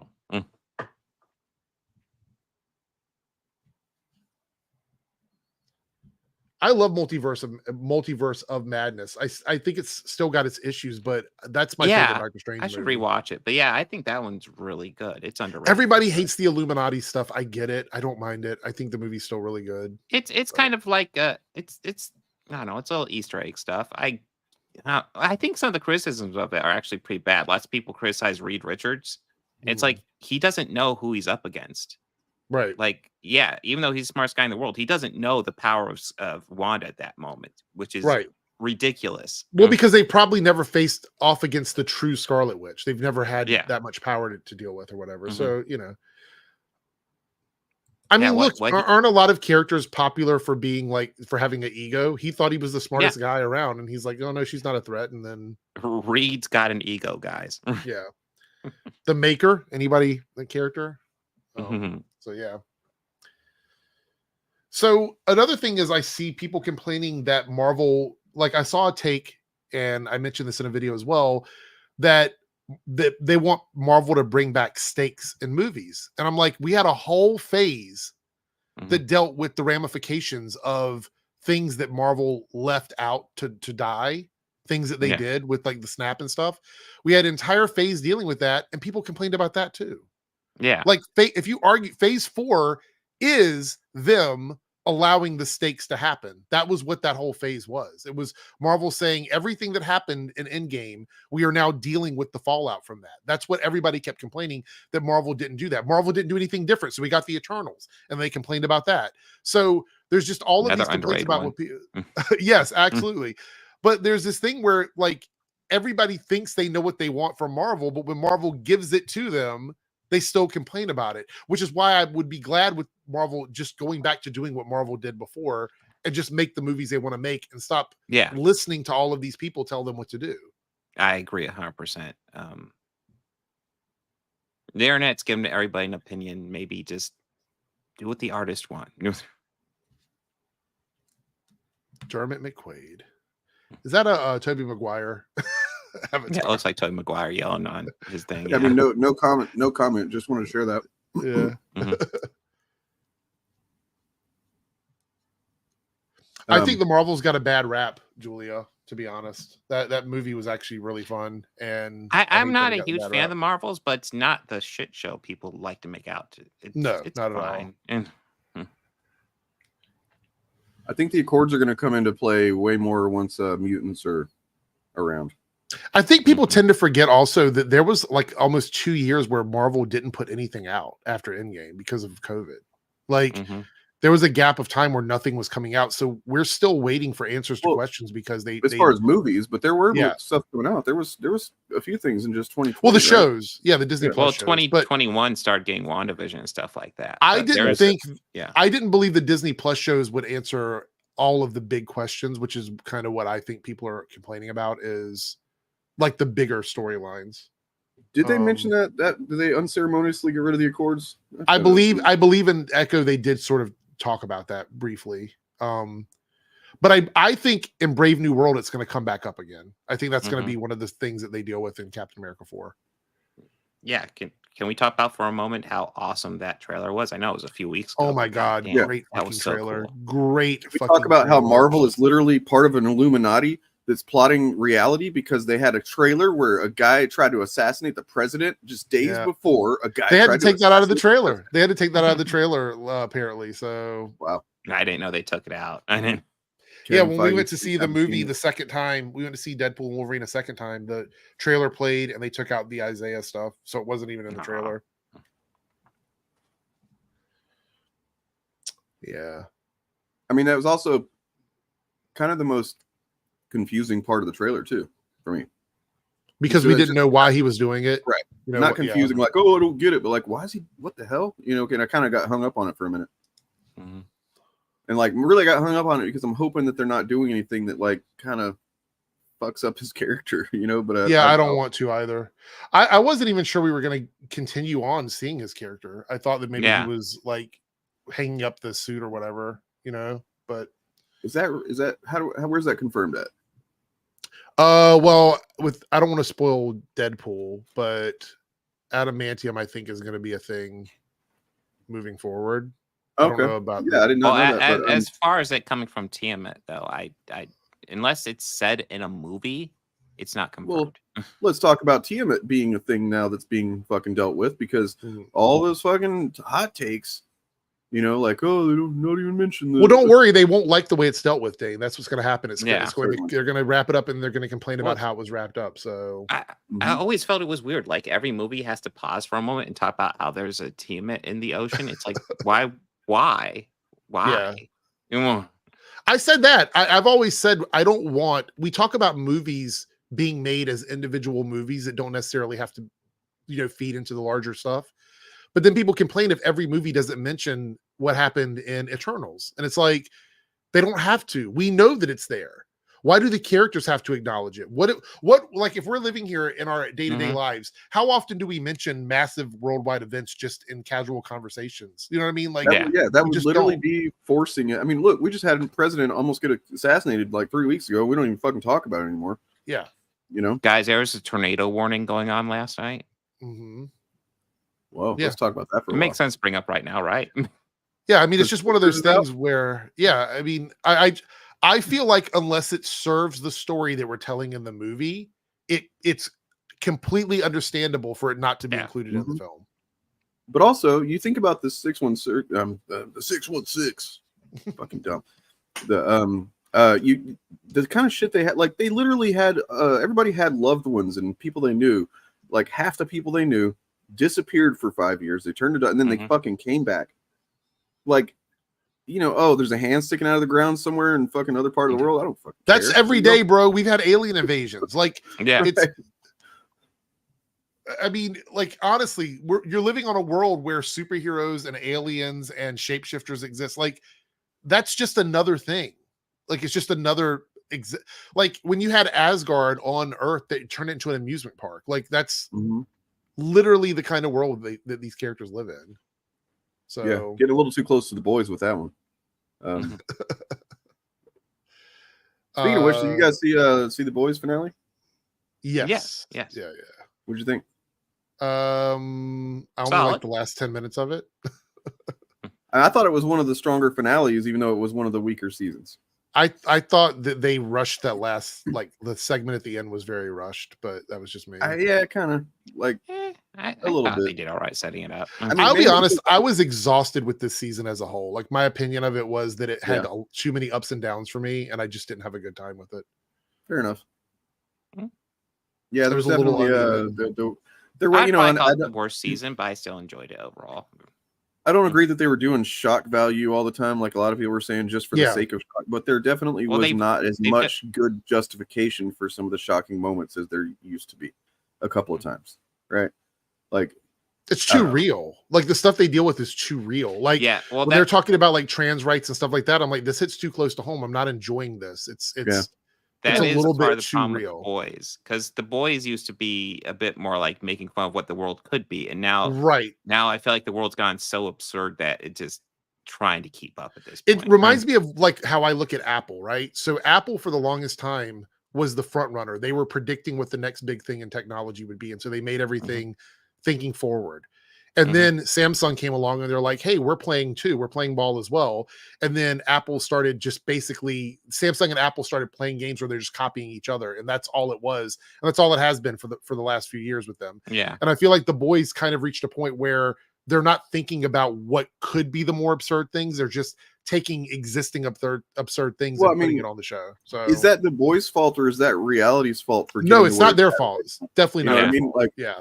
because I mean, what's so familiar about a presidential assassination attempt by you know, and then there's a right-wing fascist coup that's, you know, like One of the things we had a debate about was what a real world person in the world of The Boys, how it makes sense on that show and why it bothered me. Like, for example, when they mention AOC, who is AOC in the world of The Boys? Who is that character? What role does she play in that world? Because there's already existing characters that take the spot of that. Like, for example, Newman would have been who AOC was in that world, which is the way they Yeah. set her up initially. But there's an AOC and there's a Newman in government. And I what didn't know role that. does I she don't. play? I didn't catch when they said that. That is weird. No, they They do say mention something about AOC. that, and I didn't think Like, about that. But that's a good. Why catch. is there no Trump? Why is there no Trump? Why, like, because Homelander is supposed to be Trump in that world. He's supposed to exemplify who Trump is as a person. That's the essence of that character. That's the way he's been written in the show. So it wouldn't make sense to also have Trump because that doesn't make sense in the world. So when they mention something like AOC or something like that, I'm like, why is that in that show when we're already seeing that in other characters? And so that bothered me quite a bit. Also, like, for example, they mention Zendaya when they talked about the safe word for Webweaver, right? Who is Zendaya in that world? Is Zendaya in our world is known for being part of popular IPs and big movies that would have been occupied by superheroes in The Boys, because all of their big budget films were Vought movies. Vought is essentially a amalgamation of like Disney and Warner Brothers and all these companies. Well, maybe know. Euphoria still exists there. Well, that's what I mean. Like, we don't know though, because they don't show anything to us as the viewers to tell us that something else exists outside of that. The entire thing with Gen V is they have a acting division because supers are the most popular actors in the world. That's why it existed in Gen V. So why would Zendaya be the safe word and not some other superhero character? Why would that be the same? Like, it's stuff like that where it doesn't destroy the show for me, but it's chipping away at what I think made the show special in the earlier seasons. Dermot McQuaid, relax a little bit on the political post, man. Like, we're not even talking about that right now. I mean, and relax. Real quick, I'm pretty sure this comes out tomorrow. So yeah, there's people that have seen the early, like, there's the first 3 episodes the critics have seen, but I don't think it's out for well, anything else. I haven't had access to it. Yeah, covering it on podcast next Monday though. It's on Prime, I believe. Amazon is going to have it. All episodes drop at once, which is weird, right? Like, why shouldn't it be on Max? Max is going away. Well, it's almost like David Zaslav is fucking up everything. He is. He is. Yeah. It's so frustrating. All of the shows, the Dune show, the Penguin show, a bunch of other shows that were supposed to be on HBO Max are now just on HBO, and they're selling off a lot of the IPs from Max to other places. So there's a high probability that Max as a service is going to go away.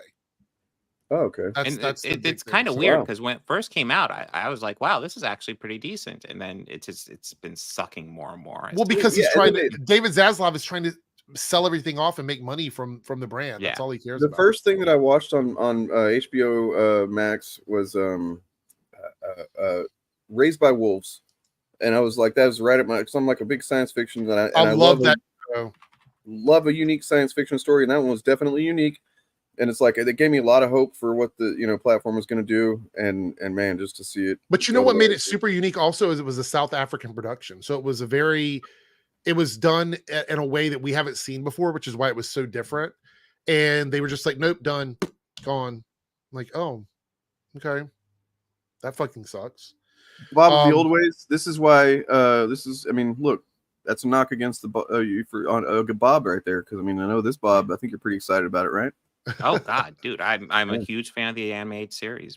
They're freaking out. There's awesome. A woman as the Penguin in this like retro series. Oh no! Oswalda Cobblepot, I believe is her name. Somehow that makes everything different. Even though I don't see women as different than and unequal to men, but somehow why are you mad about this character when you haven't seen the show yet? Oh, it's a woman. Wow, that's not misogynistic at all. Have you seen the performance to decide whether you like it, or are you just basing it on the fact that it's a woman? Which one is it? This penguin has a vagina. I don't like it. Yeah. A lot of the CW DVC shows like Batwoman, Stargirl were on Max, and now they're on Tubi and Tubi. Yeah, Tubi has almost all of the old Max content on their library now That's because ridiculous, man. If you like the Batman movie, the Batman, and you think that Colin Farrell's Penguin was fucking excellent, which it is, and hopefully the show is excellent too, then you should kind of be grateful, I feel like, because like makes it even more singular that there's going to be it's a different take on the Penguin, but at least they're not taking anything away from Dane. They have to be all the same, Dane. Every single one of them has to be exactly the same. Which, Otherwise, by the way, we would have never had the Heath Ledger version of Joker had they not taken a risk, because that was not like any other Joker at that point in time. Dude, that casting was heavily criticized when that came out too. And then they used that exact same logic with Jared Leto, and it just did not. Yeah, but the thing is that those never had a fucking juggalo Joker before, so. Right? But about it is though that these are the same risks that sometimes pay off. This is why getting mad about something immediately before seeing it is possibly one of the worst things that the internet has brought to the world. Like, this idea of I'm going to put my foot down and hate something with as little information about it as possible. And people that have seen the Batman Cape Crusader said that all of the stuff that's being said about this version of the Penguin, all the hate comments about it, are not true, that you need to watch the show. So it's like, surprise, you have to actually watch it to make an opinion about it. Who would have thought? Well, I mean, it kind of looks like it looks like I know it's not literally a follow up on the animated series, but it looks like a spiritual successor. It's a spiritual successor for sure. And that's definitely, because I was looking into it. It's not the same continuity. But yeah, it's I mean, it's just like My Adventures with Superman, which I don't know if you guys have watched that. It's the new Superman animated series that's on. It keeps on getting brought up. I keep on thinking maybe I should have put it. Is a very, I think it's a very cool modern version of Superman. It's done in a very like anime way, which I think is interesting. It's not for everybody. Some people are not going to like it. It is, again, a very like up to date version of the character. So it's a lot of like little nuanced differences in it. But I think it's really good, and a lot of people have been watching it, and it's been trending very well. And that was another series that they offloaded from HBO Max to Adult Swim, basically. And that's one of the things I thought about, because when Max first came out, I was like, okay, so the home for Marvel content's Disney Plus, obviously. Now the home for DC content's going to be Max. Okay, I got it. And then no, now it's Prime and Tubi and Netflix. Like, if you want to see Dead Boy Detective and Sandman, you got to watch, and Sweet Tooth, you got to watch it over on Netflix. If you want to see the CW shows, you got to watch it on Tubi. If you want to watch the animated stuff, you got to jump over to Prime. So they've literally done away with the entire concept. If you remember a couple years ago, there was that leaked infographic where he talked about how they wanted to consolidate everything on Max so that they covered all of their bases. And in less than 2 years' time, he has dismantled all of that. And she's trying to sell off bits and pieces of IP. There's also a rumor that he's trying to get rid of like the Harry Potter IP, that he's trying to get rid of the DC IP, selling those off to people. So yeah. Well, I could understand. Is there nobody like the board isn't like concerned about this or anything? Like, there's nobody to check this shit? He seems to have he's got them by the balls, apparently. I don't know. I mean, honestly, the board's probably not going to care as long as he's making them money. And he is one of the, I think he's the highest paid studio executive right now. Yes, and he's also the one with like the biggest track record of being a complete asshole with everybody. Like nobody everything he does seems to fucking fail. Like he's jeez. Yeah, so I believe what's going to happen is the Discovery thing, because right now, get this, Max is being bundled in my area. I don't know if it's everywhere, but I saw an ad for a Max bundle with Disney Plus and Hulu. Oh, so wow. Disney Plus, Hulu, Max all bundled together for like $20. They're having to fucking glom onto the fucking competition just to. Yep, pretty much. Wow. So it's crazy. I will say, looking on the other end, because it just got brought up here. So Paramount Plus, I think, is actually a decent service, except fucking their apps are terrible. Like, it is, their functionality is atrocious. Oh my god, the trailer for the Michelle Yeoh film. Have you seen that? I haven't seen that yet. No. Is it good? I'm like, oh my god. And then Lower Decks coming back in October or September, I think. I'm so excited for that, even though it's the final season. Strange New Worlds, new trailer looks so good. Like, honestly, the only thing that keeps me subscribed to Paramount Plus is the Star Trek content. If they ever got rid of that, I'd probably get rid of Paramount Plus, most likely. Yeah, I think they know that too. Oh, I'm so excited. I am such a big Trekkie. Like, people talk about Star Wars, and I know that's their thing, and I do like Star Wars as well, but I have watched almost every season of every iteration of Star Wars at least 2 to 3 times, maybe more than that, especially Voyager, because I love Voyager, even though it's Star Trek. Even though I love Voyager, there's a lot of problematic episodes in that series. Oh, I still love it. So, but I've always said Voyager was my favorite show out of all of them. Although I think I like Strange New Worlds a lot too. I really like that show. But my favorite cast has been Next Generation. So that's like my favorite full cast of characters. But that series, as we get further and further away from it, it shows its age a lot. The movies hold up a little bit better, but the show not so much. And the original series doesn't really hold up, even with all the changes to it. Like, unless you want the campy stuff, it really doesn't hold up or not. DS9 is great. It doesn't get nearly as much love. Yeah, it doesn't get nearly as much love as it deserves, especially like when the seasons where Wolf comes in. I think it's like 4 I feel or like 5. among like Trek fans, DS9 gets a good amount of love because it. The general Chud, public, though, in particular, even though they attack all new Trek, if you bring up DS9, they talk about that as if that was the worst of the old Trek.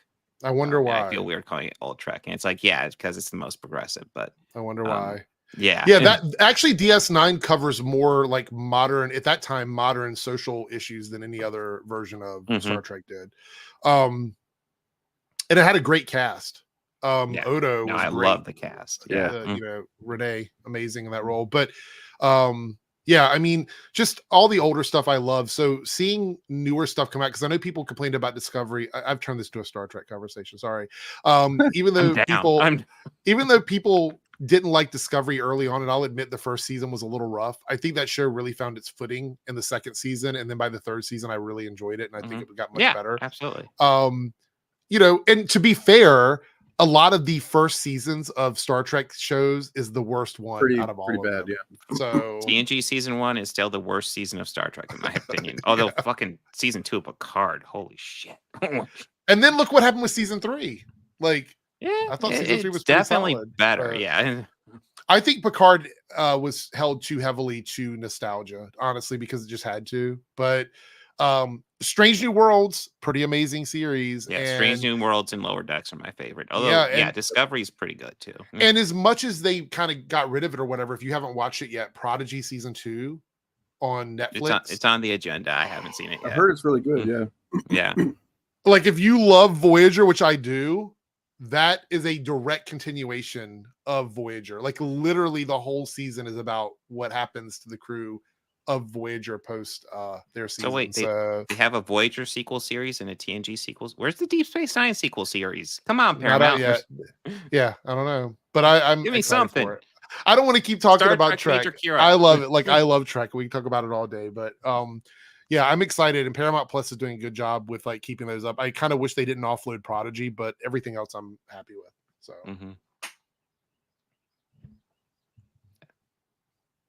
True. Did we have anything else we want to talk about? I was about to say, is there something else? Did we want to? I wanted to talk briefly about the Sneeko and Moist Critical Charlie thing. Yes.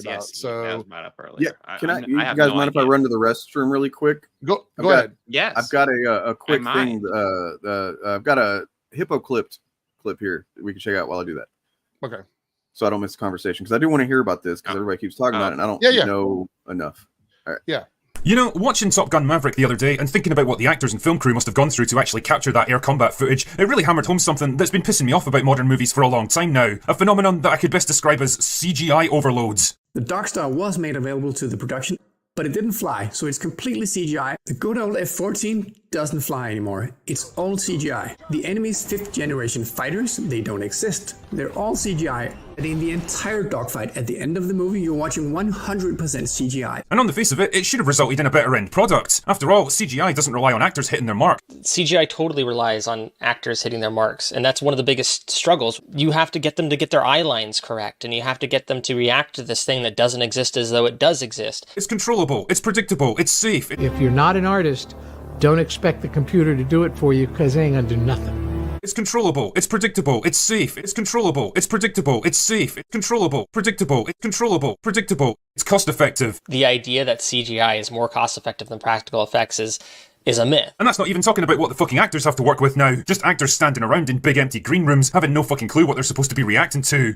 Just actors standing around in big empty green rooms having no fucking clue what they're supposed to be reacting to. Just actors standing around in big empty green rooms having no fucking clue what they're supposed to be reacting to. And that's not even talking about what the fucking actors have to work with now. And that's not even talking about what the fucking actors have to work with now.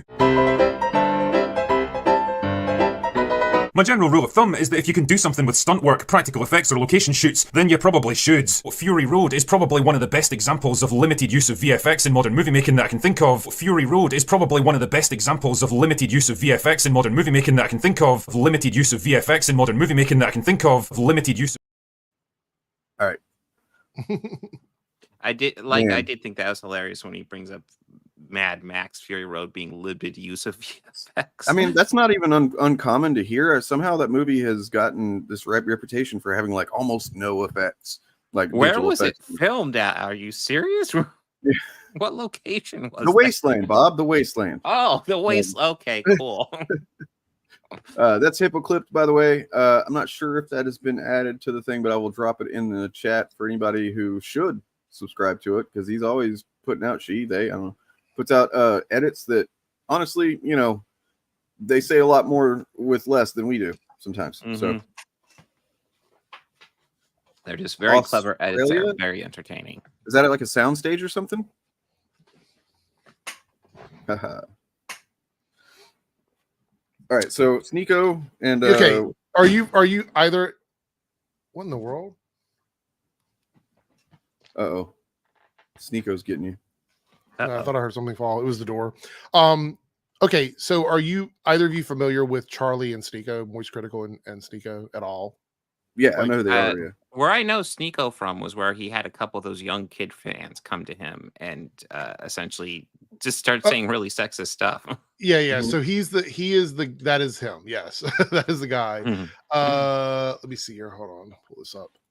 Okay, so there was a debate at some point last week with Sneeko and Charlie, Moist Critical. Now, I don't know how this debate came around or how they set this up, because I don't watch their content regularly, but they show up in my recommended, especially Charlie shows my recommended quite often. But this was one of the clips. I'm going to play both of these clips because I think they're important. But this was the clip that came out that, because Charlie has taken a break from streaming with certain groups or podcasts. I think he said he's still going to make his own videos, but he's not going to be doing live streams and stuff or whatever with other people at the moment, because he got a lot of backlash for his comments here, and then he walked it back a little bit. But this is the initial clip that came out, so we're going to play this, and then there's another clip with Sneeko we'll watch as well. But this is the one here that seems to be the one that's being circulated about Charlie. So let's take a listen to this. Do you believe that somebody can go through hormone therapy? Can they change their gender if they're a child? I think that's totally fine as long as everyone is consenting, as you agree with. Okay, so as long as everyone, if your parents are okay with it and you are okay with it, I think that's totally a familial decision to make. Yeah. Okay. So that's the statement. I guess we'll watch the rest of this, but that's the statement that kind of has everybody sort of up. So I get that. Like, there's I'm guessing Sneeko's audience, based on a little bit I know, are going to be people that basically just consider that some kind of like, you know, horrible sin. Yeah. They're into like the like trad lifestyle, like that kind of stuff. You know what I mean? Like he's I don't know if he still is or not, but he was very much like a clone of the Andrew Tate era of like that kind of content. So makes a lot of sense. Whereas Charlie is one of those like more like laid back streamer guys. Like I don't think he has a strong opinion about any of this stuff in general. You know, so this might have been the first time that he's talked about this in detail with someone. I don't think he's ever made these comments comic book out, and it looks kind of cool. And actually, you know, he made it and it put it out, and it is available, and it's not super expensive. So that's cool. Anyway, let's see what the rest of this says here. So a child can cut their penis off and take hormone blockers and change their biology. I want to say this. Can we, as a group, stop assuming that any sort of treatment for gender dysphoria deals with like cutting off body parts? Because I know that seems to be the go-to with everybody. Yeah. And because it's the most shocking thing you can, the mutilation. That is literally the most extreme cases that go to that point, and it's not usually the first thing you do. Like, you walk in and go, I have gender dysphoria, okay, operating table right now. That's not the way that happens. They do act like doctors are just like fly by night. You look like, oh, you want to change gender? Oh, you think you might be trans? Well, snip. So you have to be very specific. Are you talking about treatments for gender dysphoria for someone who may be trans, or are you talking about trans surgeries? Like, they're not the same things. They keep getting like smushed together as like it's the same topic. It's a portion of the topic, but it's not the same topic. We talked about this in the context of Musk and fucking Jordan Peterson on the Fabcast on Sunday, and their whole conversation. And it's So can I just say fuck Elon Musk? Yeah. There's a lot of stuff to talk about with that. That's some shit. But anyways, let's see what they go here. Forever, but they can't get married. Oh, that's a decision that now extends. Okay, so listen to what he just said there. There's another clip with him here, but listen to what he says about trying to compare like gender dysphoria treatment with something else. Listen to this. Oh, that's a decision that now extends beyond the family, because now you're bringing in a different party. So if you have someone that's your age coming in saying, I want to marry that child, I don't think that can happen under any circumstance. So but it's still a personal decision. You're still So just to be clear here, Sneeko is now arguing on behalf of underage people being able to marry adults. That's so he doesn't understand consent, and that minors can't, and all that. Yeah, minors can't actually consent, guys. So that's the argument he's making here. This is the other side of this discussion. Siding, because there's take the other party out of the equation.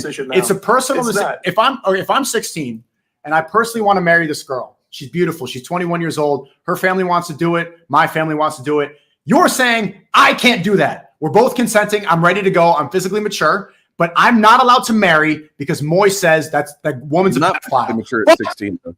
What was You're that? not physically mature at 16. I mean, the boys especially, but generally, your brain doesn't stop developing until you're like 25. So you're not physically mature. I mean, you're literally like not mentally, but also physically, your brain hasn't finished developing.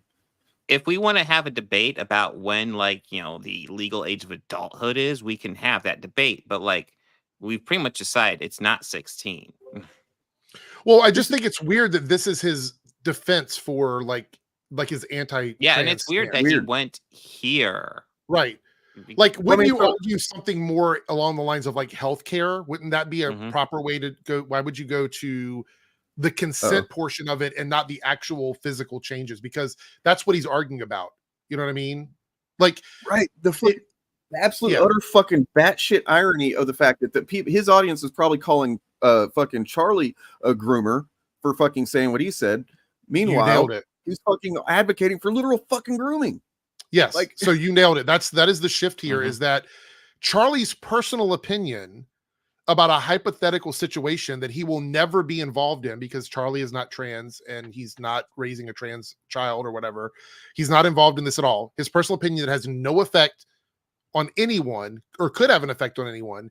That is the argument they're making now about Charlie, but they're ignoring the fact that Sneeko is advocating that a child should be able to hook up and marry or be with someone who's older than them. Let's break these down, right? So what is the reason? I mean, let's see if chat can give us an answer. What is the reason why you would want to limit either one of these or both of these? What is the one thing that you're concerned about most, right?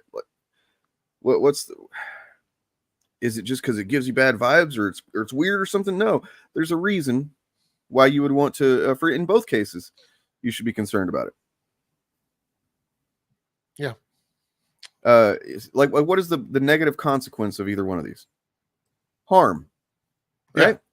So if that's where you fucking start with anything, from a basis of harm. What's the harm cause? And then in the case of the what Sneeko's talking about, there is no other possible outcome other than harm for a immature. You may say physically mature at 16. I don't think that's a thing. I just don't like. I mean, you're not mentally mature at 16. You're not 18, maybe legally, whatever. But like, I still, I would never advocate like. But then his response to that would be, "But you're advocating for chopping off of body parts," which is the extreme. Right. Again, the extreme Which argument doesn't against like really actual gender happen affirming unless care. You're fucking super extreme circumventing the point of what the reason for the treatment is. If we're even talking about that kind of treatment, like you said, DJ, but like, no, if we're talking about treating a child. And of course, it's good to specify what age too, because some people might have in their mind like a 4-year-old or some shit like that. Who knows what they're thinking. But like, if we're talking about, let's say a 13, 14-year-old that has been through several doctor's appointments with their family, and the doctor has come to the medical conclusion that they have gender dysphoria, and the best possible treatment for that is gender affirming care, puberty blockers or whatever it is, right? Like, then that is the thing that is going to cause less harm. That's actually going to benefit the child and prevent harm. That's just been shown over and over again. There's plenty of studies on it, but the only fucking thing that can come from an adult fucking marrying, because when we talk about marrying, what are we talking about? It's funny how he doesn't use the same loaded, like, fucking hot button language when he comes to that, right?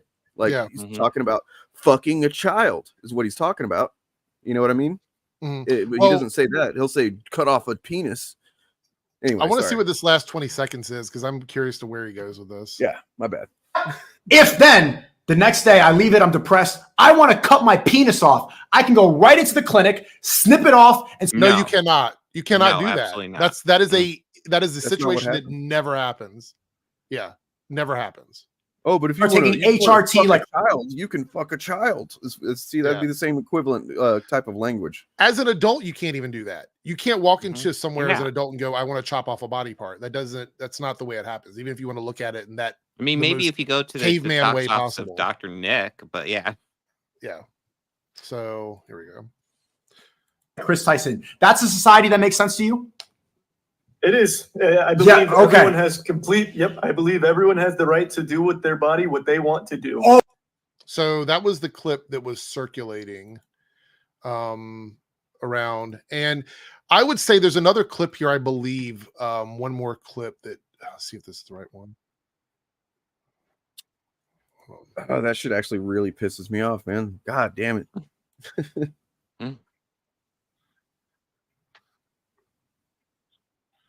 Yeah, and just the word chop on its own, right? Like, they make it seem like some barbaric thing where they're just like, oh, you want to be a girl? Okay, let me see it. Chop. Step one, no.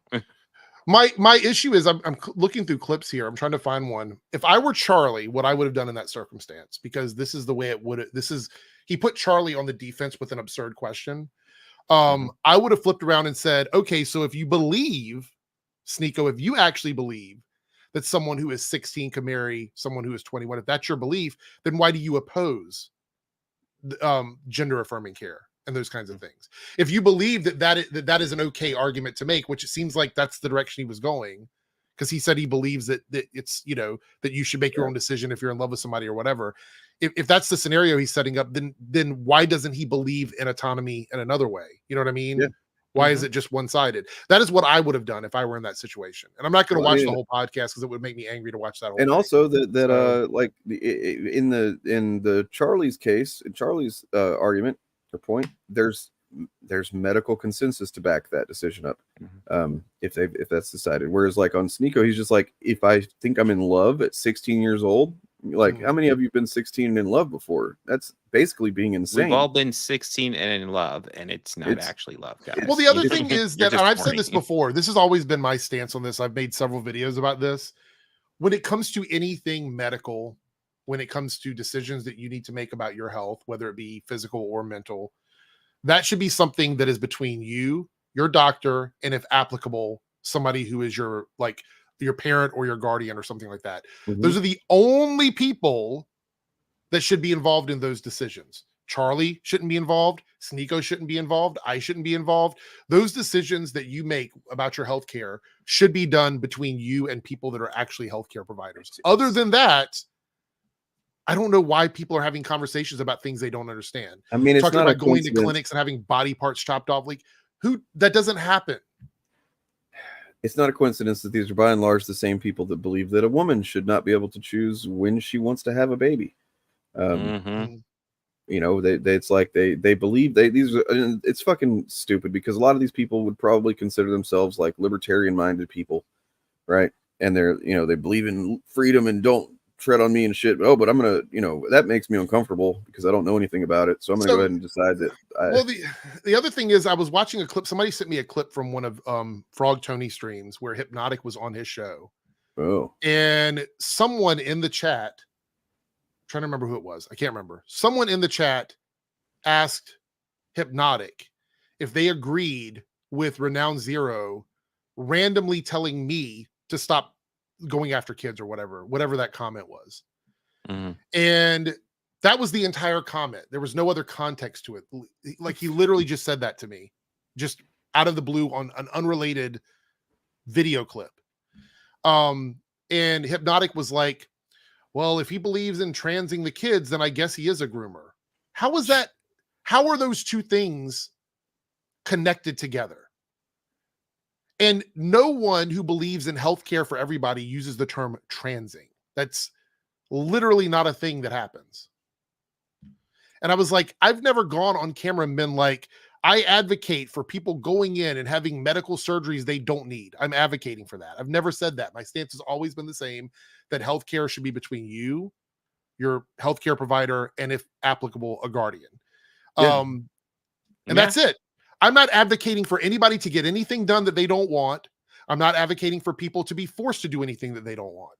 That's not my advocation. I think all of those decisions should be between the patient, the doctor, and or a guardian. And that's it.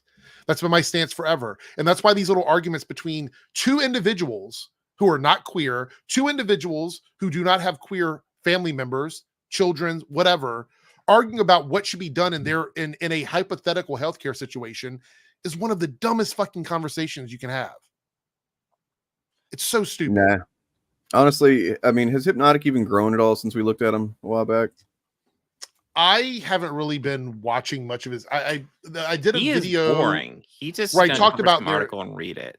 Yeah, well, he talked about the Olympics thing, and I included him in that video because they were making video clips about the IOC or the Olympic Committee trying to false DMCA people because they were talking about the opening ceremony, and it was a false narrative, just like pretty much everything.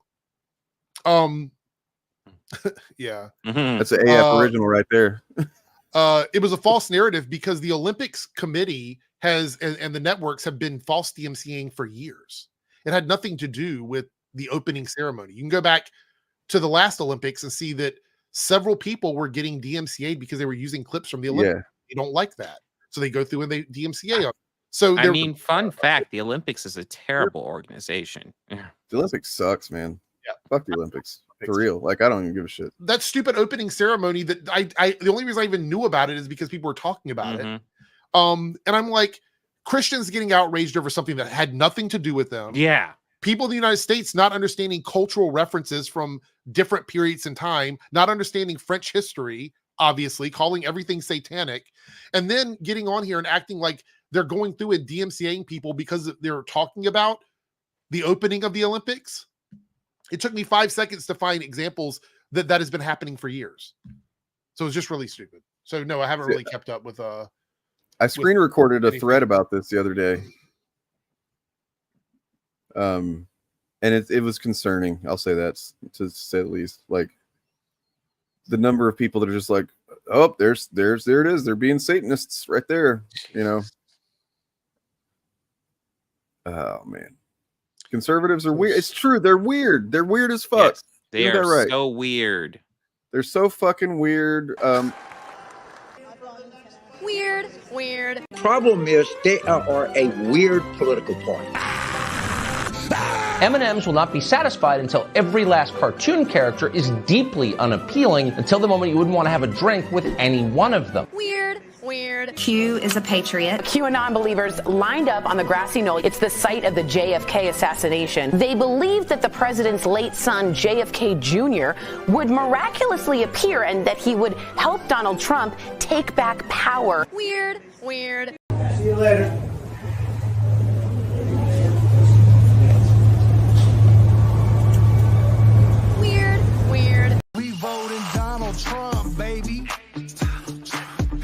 America needs saving. America needs saving. Weird. Trump, baby. November 5th, we going crazy. November 5th, we going crazy. Red pill poppin', swerving in the Trump. Republican Weird. 4G. Weird. Knows what's up. Red, white, and blue, mega nation. Throw it up. Black, white, and brown. All about a Trump. Democrat party gon' take your freedom. Weird. Trump Well, your boner cat's missing garage. you. Mine's just laying on the floor. My cat was biting a pen over here. I'm like, what are you doing? Ooh. Sorry, I had that loaded up and it was. I was like, wait a minute, we weren't going political, and then all of a sudden, We have never gone political ever. Never. Anyway, so yeah, my point being is that all of this is like coming out of the way, with the Olympic stuff and everything, trying to create some weird conspiracy theory, weird conspiracy theory that everything is anti-Christian all of a sudden. All of it. And I think a lot of that has to do with the fact that this is the narrative that they want to build. You know what I mean? This is what they're trying to create to run on, and for a lot of the channels to run on and things like that. And that energy, that all of that, like the Amber Rose stuff was funny. How that whole thing went down, and just all of that energy has sort of diminished a little bit over the last week or so. I haven't seen nearly as much of that. But the Christian extremist appeals tell me that it's desperation, because like they typically don't, they at least in this modern version of conservatism, they've tried not to appeal to that stuff on the surface as much as they used to, right? Like, so the fact that they're doing it now tells me that, do you think? Oh, sorry. I was done for a second. I was saying, do you think it's weird that, or not weird? Do you think that Kamala, being the most likely next person to run against Trump, is forcing them to sort of out themselves as so many things? Like it's kind of put them in a position where it feels like that. Yeah, because they can't do all of the stuff they wanted to do against Biden. Yeah. None of that narrative works. Literally, they were going to run pure ageism on Biden. Yeah, right. Like, I mean, they spent the last, couple of years talking about how old and how he can't think straight, talk straight, and it's like, well, look who that applies to now. Much younger woman, a person who's not a pushover, great debater, has some really good, solid policies, much better in the public side than Biden has been. Cop versus criminal narrative. It's just so many things that I think they were not looking for, which is why I'm seeing, like, again, that Steven Crowder clip was so bad. And if you get a chance to watch it off stream, a lot of rough shit and hear a lot of rough shit over the next few months. Yeah. Anyway, I have to get ready and work, so I have to head out. So man, it was good to talk to you guys again. So yeah, it was great. I want to have another crossover stream at some point that's not a Wednesday, on maybe have you guys on one of my other streams if possible, like a I'll go ahead and broach this on stream. Now that I remember, Morgan had asked me to talk to you guys about maybe doing like a day-long Act Blue fundraiser at some point in like September or October. Yeah, I could probably that. So, I would need no ahead of time to make sure I get time off work, but I could probably make that happen. Like the kind of thing where like not everybody's on all at once for the whole time, but like we kind of take shifts or something and just do big drive for some funds. Yeah, sounds great to me. I'm down for it. Talk about it. Yeah. So, but yeah, been great. I'm gonna drop out now, but I will catch up with everybody later. All the people in my chat, watch this while you can, because I know that we get hit with a lot of like you take this out, mute this and everything. So anyway, but anyway, see everybody later. Have a good night. Peace. Later, Bob. It's just you and I now. Yeah. Fuck, this is awkward. It's too God, I'm just here with Bob now. God damn it. Oh, thank God he left. Wait, I'm talking out loud. Shit. Well, now he's gone. My show. Let's go. Oh fuck! I tried to take over. Ah, yes. So today we're going to be discussing the band Genesis. Oh, goddamn. Who's getting legal online threats? What's going on? Who are we After talking the about? opening ceremony, I have not kept up very well with the Olympic stuff, mainly because I'm not. I have a video we could check out. It's very short, and I've got it for that reason, but like it's very short. If you want to see, anything about it. But if not, I'm fine with that too. I know that the overall narrative about getting upset over a parody of the Last Supper, and it wasn't even a parody of the Last Supper. It's like, oh fucking hell. Let's see.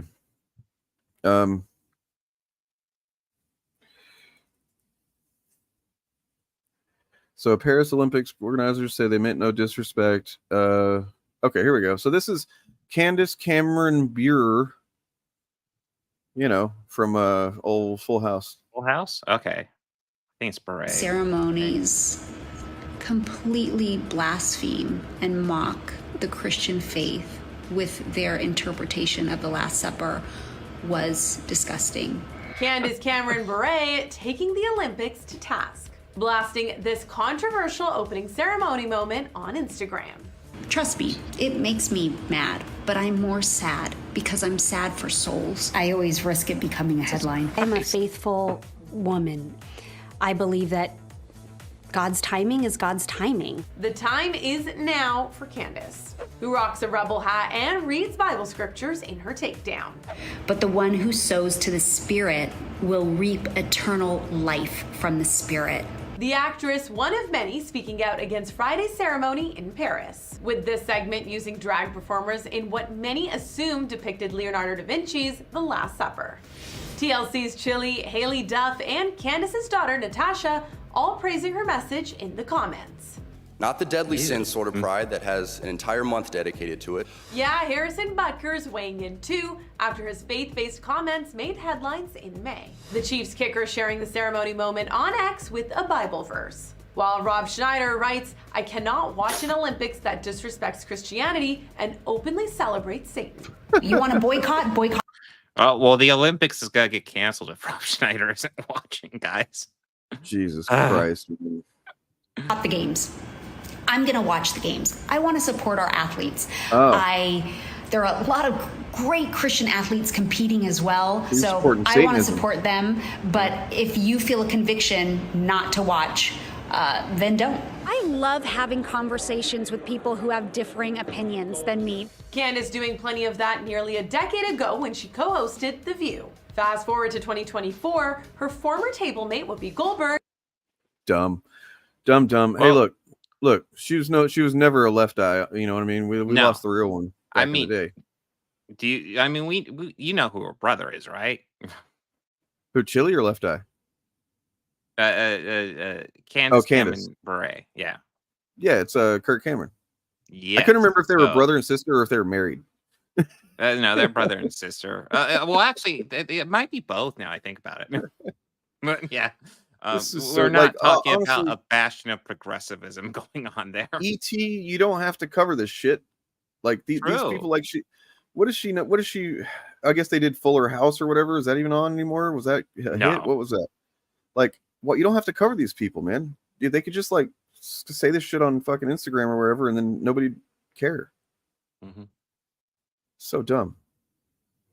The only reason to cover it is if you think it's hilarious, and they're not laughing at it; they're treating it seriously, and they're talking about Rob Schneider, which is like the only relevance Rob Schneider has right now is the relevance that I feel like media is giving him because he's not doing anything. Nope. I mean, he's never like really. When you go back and you watch those string of '90s movies that he was just like ubiquitously cast as the comic relief in. He is objectively unfunny in every single one of them. Mm-hmm. Like, the closest, like I guess the least offensive one is in like how much he's in it is Demolition Man. He's barely in that. That's but true. He well, you got Wesley Snipes and Stallone's. Even though he's got his issues too, he's a pretty cool actor. That movie's pretty good. It's pretty enjoyable in a stupid way. But then you talk about Judge Dredd. He was like throughout the entire fucking thing, and he just doesn't shut up. And it's like, if the point was to make you hate him the way that Judge Dredd does, then I guess good job. Yeah. But yeah.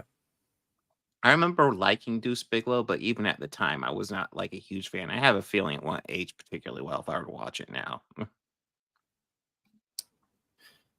Yeah. And then there was the Hot Saving Christmas. Yeah, I covered that just to clown on it. But yeah, that Saving Christmas movie was fucking atrocious.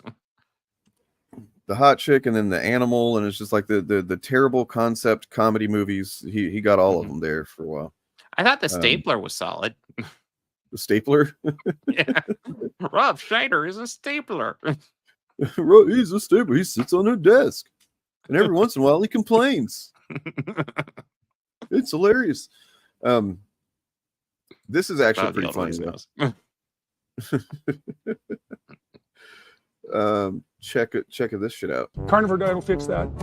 The what, sorry? The carnivore diet will fix that. Look, I like meat. I'm pro meat. I don't think the carnivore diet is going to fix this particular issue. I think my wife had an injury of 40 years, okay, and it resolved in 2 years on the carnivore diet. You could just eat steak or something? Yeah, I mean, all beef. Sure. I'm a pro. I like meat. But I think this is I think I'll probably need an operation or something. But anyway. I tried the carnivore diet first. Sure. Anyways, that did happen to her. Okay. She couldn't lift her left arm above here. It took 40 years, and in 2 years it resolved. Okay. Yeah, so that was something to see. It also rejuvenated her physically in a variety of different ways that were quite miraculous to watch. Yeah. And that hasn't stopped. So that's a weird thing, and I would have never believed it if I hadn't seen this, because it's so preposterous. It's so preposterous. It's so preposterous. It's so preposterous. Sure. I had never seen that before. Those guys are doing a comedy special, right? Yeah, that's a comedy. That's a new comedy bit. The Odd Couple. No, I mean, like, that clip is funny, but it's also off-putting because I empathize with Elon in that moment. Just like imagine, like in that moment, I'm looking at Elon's like, sure, yeah, man. Okay, can we move on? No, you seriously, you got to eat just meat. You're acting insane. Well, it wasn't just meat; it was just beef. He was very specific. It's like that doesn't sound healthy, dude. Yeah, not at all. I guess we can be getting on out of here whenever you want to. I don't know. I got nothing else. Well, I actually have several things. Ooh. No, Well, I mean, I have a list say, of videos to check out, but we've already spent all our time. So, well, I was just gonna say tomorrow I got a stream. We're covering the end of Blood Hunt, guys. We got a couple Blood Hunt specials, but we got the main issue right here, and then we're also gonna look at some chud takes of Deadpool and Wolverine, which I'm sure will be very thoughtful and analytical and make a rethink making fun of them. Not really.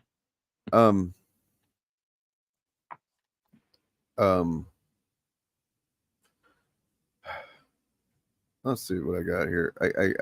I'm gonna do Friday something on Friday. Maybe Salty will show up.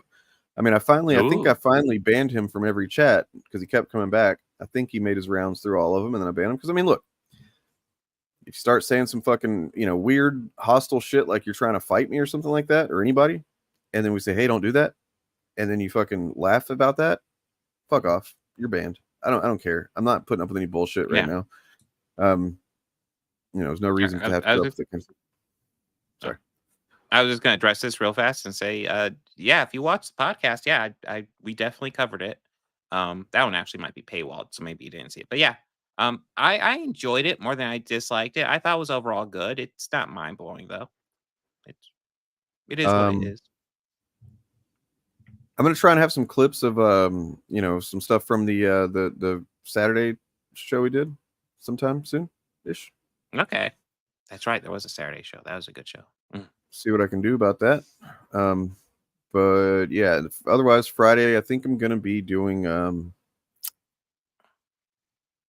am I gonna be doing?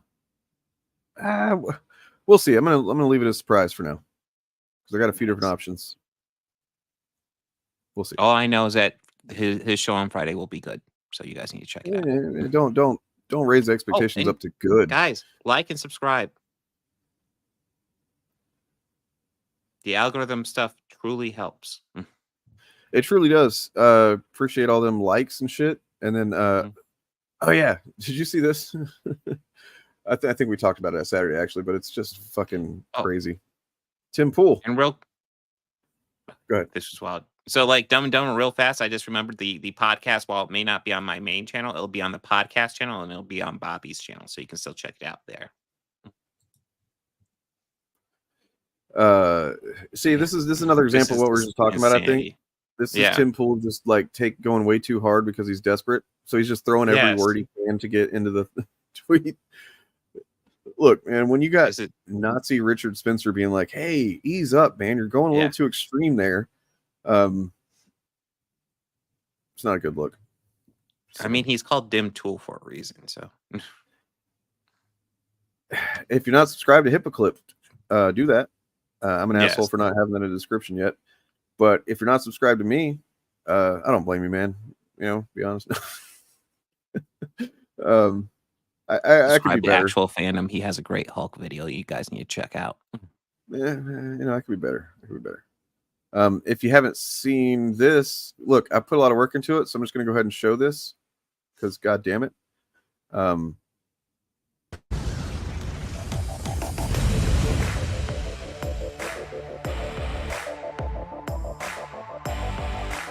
Not this part. Oops. We all got 3D fucking logos. Yeah. Look at that shit. Oh, that guy sucks.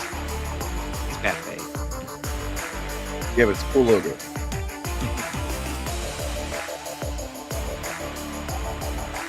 Sorry about this. The false start today. That sucked. My bad. How do you do, fellow kids? How do you do, fellow kids? All right. And then, yeah, see you Friday. Anything else? Is that it? I'm good. Other than this.